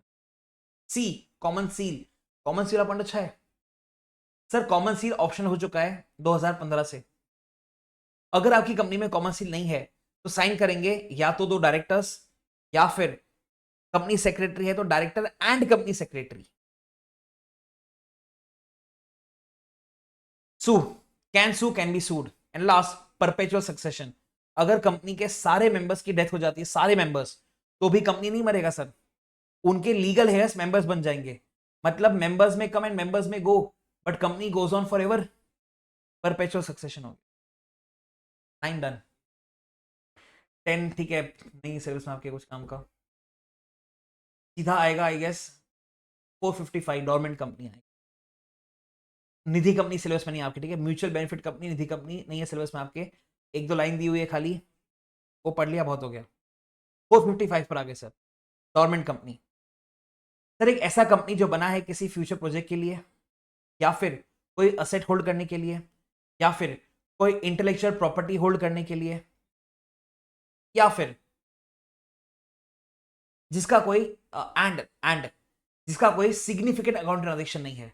तो पहले 3 पॉइंट है, सब बीच में और है, फ्यूचर बिजनेस के लिए, कोई असेट होल्ड करने के लिए, कोई इंटेलेक्चुअल प्रॉपर्टी होल्ड करने के लिए, एंड जिसका कोई सिग्निफिकेंट अकाउंट ट्रांजेक्शन ना हो, उसको हम बोलते हैं डोरमेंट कंपनी। अब ये ऐसा डोरमेंट कंपनी या इनएक्टिव कंपनी, अब इनएक्टिव कंपनी का मतलब क्या हुआ सर, एक ऐसा कंपनी जिसने अब तक अपने ऑपरेशन स्टार्ट नहीं करे, या फिर एक ऐसा कंपनी जिसने पिछले 2 साल के अंदर कोई सिग्निफिकेंट अकाउंटिंग ट्रांजेक्शन नहीं करा, एक ऐसा कंपनी जिसने पिछले 2 साल से annual return financial statement submit नहीं करा, वो इनएक्टिव कंपनी। ऐसे कंपनी को आरओसी से स्टेटस लेना पड़ता है डोरमेंट कंपनी का। Question obviously is significant accounting transaction एटले सो। लॉ में क्या बोलता है सर, दुनिया के सारे ट्रांजेक्शन सिग्निफिकेंट अकाउंटिंग ट्रांजेक्शन ही होते हैं सिवाय 4 के। पहला, इजी पॉइंट से स्टार्ट करते हैं, payment for maintenance of office and records. दूसरा, payment made to ROC, payment made to fulfil the requirements of any law, ठीक है, एंड अलॉटमेंट ऑफ शेयर्स। मतलब अगर आप डोरमेंट कंपनी भी हो तो भी आप ये 4 ट्रांजेक्शन कर सकते हो, अलाउड ट्रांजेक्शन। सेक्शन सारे खत्म हो गए, फटाक से देखो, सेक्शन सारे खत्म हो गए। मैं जाऊंगा डॉक्ट्रिन के ऊपर और शेयर्स वाले टॉपिक के ऊपर। यहां तक देखो सेक्शन सारे हो गए, 23 सेक्शंस करे मैंने, बुक बंद है। फटाक से देखो किसमें डाउट है, मुझे शूट करो, मैं 30 सेकंड्स वेट कर रहा हूँ, 30 सेकंड्स 1 मिनट वेट कर रहा हूँ, यहां तक फटाक से खत्म करो एक बार।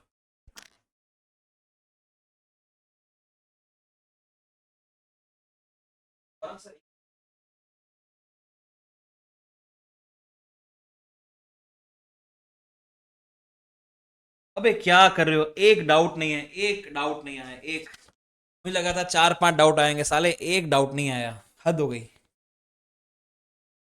हाँ, खैर आगे बढ़ते हैं, डाउट नहीं है तो नहीं है, मैंने ज्यादा अच्छा पढ़ा दिया होगा, हो सकता है ऐसा। आगे बढ़ते हैं सर, हम जाते हैं काम के टॉपिक के ऊपर, विच इज, दीदी बोलती है हाँ, which is doctrines. Almost certain exam में आता ही है, ऑलमोस्ट सर्टेन, ठीक है, most of the time it you will find it in the exams. Siddiqui भैया का क्या मैसेज है, अच्छा हाँ का मैसेज है, doctrine of ultra vires, doctrine of constructive notice, doctrine of indoor management, 3 doctrines है, और फिर इंडोर मैनेजमेंट के एक्सेप्शंस भी हैं। हम स्टार्ट करते हैं कंस्ट्रक्टिव नोटिस के साथ। जब आउटसाइडर कंपनी के साथ डील करेगा, आउटसाइडर का ड्यूटी है कंपनी का एमओए और कंपनी का एओए पढ़ने का। अगर आउटसाइडर कंपनी का एमओए कंपनी का एओए नहीं पढ़ता तो वो आउटसाइडर का प्रॉब्लम है। हम ऐसा, हाँ सेक्शन 319, वेरी गुड, हम ऐसा मान के चलेंगे कि सर जब एमओए एओए इज रजिस्टर्ड, मतलब कंपनी ने एमओए एओए आरओसी को दिया, इट बिकम्स पब्लिक डॉक्यूमेंट्स। अब आउटसाइडर का ड्यूटी है उस एमओए एओए को पढ़ने के बाद कंपनी से डील करने का।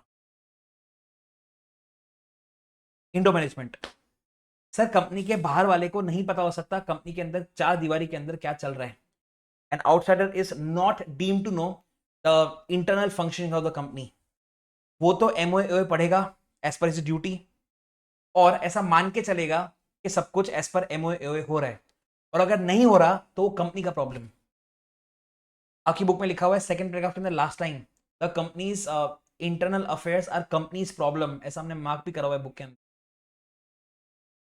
जैसे कंस्ट्रक्टिव नोटिस का मैं आपको कंक्लूजन दूं, an outsider living with the company is deemed to have read the MOA and A of the company. He is presumed to have read MOA and A of the company. It is not just presumed that he has read, it is also presumed that he has understood the MOA and A of the company in its true perspective. फिर exception आता है intro management के, जिसमें पहला है actual और constructive knowledge of irregularity. आपको अगर ऑलरेडी पता है कि सर कंपनी के अंदर कुछ गलत चल रहा है, आप फिर भी अगर कंपनी से डील करते हो तो आपका प्रॉब्लम हुआ। फिर सस्पिशन ऑफ इरेगुलरिटी, सर अगर कोई ट्रांजेक्शन है जो बहुत ही अनकैरेक्टरिस्टिक्स है, मतलब अनयूजुअल नेचर का है, विच रिक्वायर्स फर्दर इंक्वायरी, और आपने फर्दर इंक्वायरी नहीं करी तो वो आपका प्रॉब्लम है। तो अनयूजुअल ट्रांजेक्शन के अंदर आपका ड्यूटी है कंपनी से डील करते वक्त कि आप कंपनी से फर्दर इंक्वायरी करो और खुद के डाउट्स क्लियर करो। आपने वो नहीं करा तो आपका प्रॉब्लम सर। लास्ट फॉर्जरी, हम आते हैं सुपर इंपॉर्टेंट अल्ट्रावायस के ऊपर। अल्ट्रावायस के अंदर फिक्स इसका केस तो कर लें, royal British bank versus Turquand. हम आते हैं अल्ट्रावायस के ऊपर, Ashbury railway carriage and iron company limited versus Riche. Topic सिर्फ इतना बोलता है कि सर औकात के बाहर कंपनी अपने एमओए के ऑब्जेक्ट क्लॉज के बाहर कुछ भी काम अगर करता है तो उसको अल्ट्रावायस बोलते हैं। कॉन्सिक्वेंस क्या सर, या इफेक्ट्स क्या अल्ट्रावायस ट्रांजेक्शन का? लॉ में क्या बोलता है? 4 पॉइंट, एग्जाम का क्वेश्चन बोल रहा हूं मैं आपको। पहला, meaning, any transaction which is ultra vires the object laws of MOA और स्टैट्यूट इज अल्ट्रावायस। क्या बोल रहा हूं मैं? इजी बोलता हूं, डिफिकल्ट बोल दिया मैंने, लैंग्वेज इजी बोलता हूं। An act by a company which is beyond the object clause of MOA or the statute is called ultra vires transaction, and such transaction is null and void। पहला point आपकी book में लिखा हुआ है। दूसरा point, null and void। दूसरा point, an act which is ultra vires the MOA cannot be ratified even by unanimous consent of shareholders। Ratify मतलब ठीक करना, तो अगर एमओए के ऑब्जेक्ट क्लॉज के बाहर कुछ हुआ है उसको ठीक नहीं किया जा सकता। यूनानिमस मतलब 100% कंसेंट होना शेयर होल्डर का, तो भी उसको ठीक नहीं किया जा सकता। तीसरा, an act which is ultra vires the directors but intra vires the company can be ratified by share holders in the meeting. Last, an act which is ultra vires the articles can be ratified by altering the articles by passing special resolution in general meeting. Sum का question था। 2 point और मैंने mark करा इसके अंदर, आपको exam में लिखना है। Upon an ultra-wise transaction, a company can neither sue nor be sued upon it. And ultra-wise transactions are inoperative in law। ये अच्छे अच्छे सेंटेंस थे ये लिखने का, डॉक्ट्रिन नो के सर। फिर हम आते हैं एक इजी टॉपिक के बीच में, इजी टॉपिक लेते हैं फिर, कैपिटल वाला। कैपिटल वाला इस सर एक है काइंड्स ऑफ शेयर कैपिटल और एक है classification of capital. Classification of capital की बात करें, ऑथराइज्ड शेयर कैपिटल, उसमें से इशूड शेयर कैपिटल, उसमें से सब्सक्राइब शेयर कैपिटल, उसमें से कॉल्ड अप शेयर कैपिटल, उसमें से पेड अप शेयर कैपिटल। बाजू में आते हैं काइंड्स ऑफ शेयर कैपिटल। एक इक्विटी, एक, दोनों एग्जाम में आ चुके हैं 6 मार्क के। एक इक्विटी, एक प्रेफरेंस। प्रेफरेंस को प्रेफरेंस बोलते हैं क्योंकि उसको प्रेफरेंस मिलता है डिविडेंड के टाइम पे। इक्विटी से पहले आपको डिविडेंड मिलेगा, प्रेफरेंस को डिविडेंड मिलेगा। दूसरा, कंपनी जब बंद होगी और रीपेमेंट ऑफ कैपिटल होगा तो पहले अगेन प्रेफरेंस को पैसा मिलेगा, बाद में इक्विटी को पैसा मिलेगा। ओके, इक्विटी पे आते हैं। इक्विटी को इक्विटी बोलते हैं और वो 2 टाइप का होता है। तो कैसा? एक ऑर्डिनरी शेयर्स और एक डिफरेंशियल वोटिंग राइट्स वाले शेयर्स। अब डिफरेंशियल वोटिंग राइट्स वाले शेयर क्या होता है, वो सीए इंटर में आएगा सेक्शन नंबर 43 के अंदर, तो अभी डिस्कस करने का मतलब नहीं है। ये आसान टॉपिक था, खत्म कर दिया अपन ने। हम आते हैं फिर कॉर्पोरेट व्हील के ऊपर। व्हील मतलब पर्दा। तो एक पर्दा है, पर्दे के इस तरफ कंपनी है, पर्दे के इस तरफ मेंबर्स हैं। ओके, मतलब क्या? सैलमन मतलब क्या सर? कंपनी और मेंबर, अगर कंपनी कुछ गलत करता है तो आप मेंबर को नहीं पकड़ सकते। Members will not be held liable for the wrong doings of the company, ये लॉ है। फिर आते हैं इसके एक्सेप्शंस, मतलब lifting of corporate wheel. Lifting मतलब हम पर्दे को हटा देंगे। आपको समझ में यह आना चाहिए कि सर पर्दे को हटाने का मतलब हुआ कंपनी एंड मेंबर अब एक ही माना जाएगा। तो कंपनी अगर कुछ गलत करेगा तो आप सीधा मेंबर को पकड़ सकते हो। That is lifting of corporate wheel, जो विजय माल्या के केस में हुआ था। 5 पॉइंट है। पहले पॉइंट की बात करते हैं, trading with enemy. Trading with enemy as per contract act also is against public policy and it is void ab initio. Case law के नाम बात करते हैं, Daimler versus Continental Tyre and Rubber Company. Second, evasion of tax, Dinshaw Manji Petit versus CIT, Commission of Income Tax. तीसरा point, avoiding legal obligations, workmen of Associated Rubber Industry Limited versus Associated Rubber Industry Limited. चौथा point, formation of subsidiaries, Merchandise Transport Limited versus British Transport Commission. पांचवा, forgery, fraud, Gilford motor versus Horne. कुछ बताए बचा है तो मुझे बता दो, कंपनीज एक्ट के अंदर मैं वेट कर रहा हूँ। इज एनीथिंग लेफ्ट, मुझे नहीं पता, मैं तो बिना बुक के पढ़ा रहा हूँ। कुछ मैंने पूरा चैप्टर बोल दिया माँ कसम, it took me exact 35 minutes. क्या कोई टॉपिक बचा है मुझे बता दो, मुझे नहीं लगता, शायद कोई हो सकता है, लेट मी नो प्लीज। क्या कोई टॉपिक बचा कंपनी सेक्ट के अंदर जो मैंने कवर नहीं करा, इस इसमें आपको डाउट है, मैं वापस करवा देगा, please let me no fast.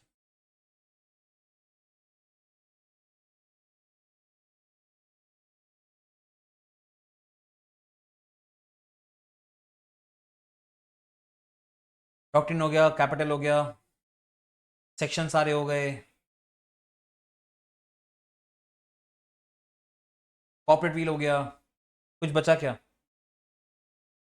जल्दी बोलो बे, तुम्हारे पास बुक है यार, मेरे पास बुक भी नहीं है, बुक में देख के बोलो कुछ बचा क्या। फॉर्जरी एक बार कराओ, फॉर्जरी दो जगह है, कौन सा वाला फॉर्जरी? फिलहाल कौन सा वाला फॉर्जरी? फॉर्जरी दो जगह है, डॉक्ट्रिन ऑफ इंडो मैनेजमेंट के एक्सेप्शन के अंदर भी है फॉर्जरी, और यहाँ पे भी है forgery, fraud, Gilford motor versus Horne में। कौन सा फॉर्जरी?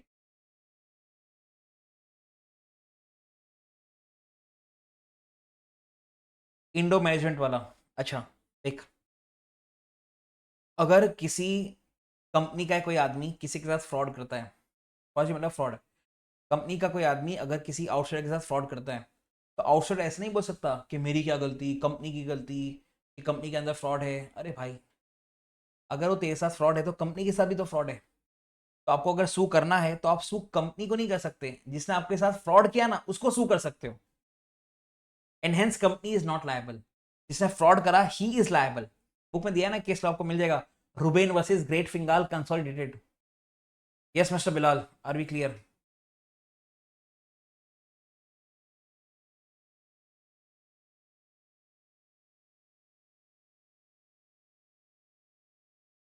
क्लियर, हाँ सर। बाकी लोग 20 लोग 21 लोग जो भी बैठे हुए हैं, कुछ बचाए कंपनी सेक के अंदर नहीं? अगर तो आई थिंक मैं लेक्चर एंड कर रहा हूँ बस यार, बहुत बहुत हो गया, बहुत बहुत बहुत पढ़ लिया भाई। तो हमारा 63 मार्क्स का हो चुका है, 63। 21 मार्क का कॉन्ट्रैक्ट, 21 मार्क का सोगा, 21 मार्क का कंपनीज। सर ओपीसी में 120 डेज एस्टेंट का जो रूल सीएफसी की बुक में दिया है, इंटर में नहीं है वो चीज, आईसीए ने सीएफसी की बुक में भी करेक्ट कर दिया, एस्टेंट हो या ना हो चलेगा। तो मैं वही तो बोल रहा हूँ, लॉ का लैंग्वेज क्या है? वेदर और नॉट रेसिडेंट। लॉ तो पहले भी वही था, अभी भी वही है, वेदर और नॉट रेसिडेंट, पहले भी यही था, अभी भी यही है। पर उस वेदर और नॉट रेसिडेंट के बाद लिखा हुआ है एंड वो है stayed in India for 120 days or मोर। तो हम उस एंड वर्ड की बात कर रहे हैं। Yasin, I hope it is clear. Sir subsidy एक बार बता दीजिए। सब्सिडी कंपनी बेसिकली ऐसा कंपनी इसके अंदर होल्डिंग कंपनी, ये आप लोग कंट्रोल करता है composition of board of directors को, मतलब मेजोरिटी डायरेक्टर्स को अपॉइंट या रिमूव करता है, होल्डिंग कंपनी, तो मुझे सब्सिडी बोला जाएगा। दूसरा, खुद से या अपनी सब्सिडी के थ्रू स्टेक होल्ड करता है 50% से ज्यादा का, मतलब अल्टीमेटली मेरी कंपनी में जो भी होगा वही डिसाइड करेगा ना। वोट जब होता है, वोट में से मोर देन 50% उसके पास है, तो वो होल्डिंग कंपनी हो गया और मैं दबा हुआ सब्सिडी कंपनी हो गई। Yes mister Salman Khan from Mumbra, are we clear?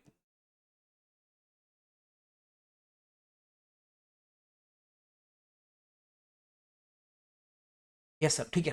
तो कल अपन खत्म करेंगे पार्टनरशिप, एलएलपी और रेगुलेटरी फ्रेमवर्क।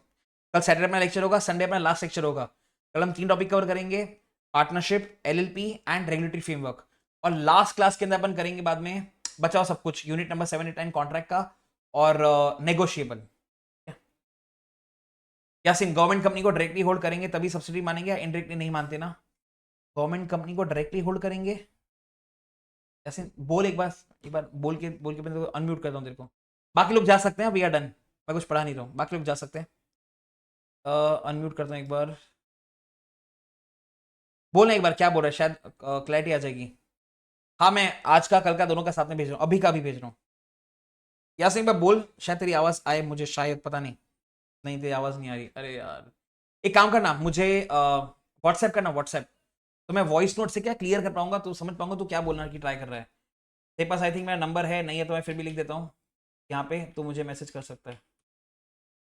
ये रहा मेरा नंबर, व्हाट्सएप कर तो आई थिंक क्लैरिटी आएगी, तो समझ में नहीं आएगा, कम्युनिकेशन गैप आ जाएगा।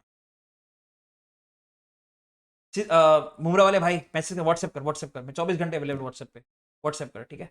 चलो हम एंड कर रहे हैं। Bye bye bye bye bye bye bye bye.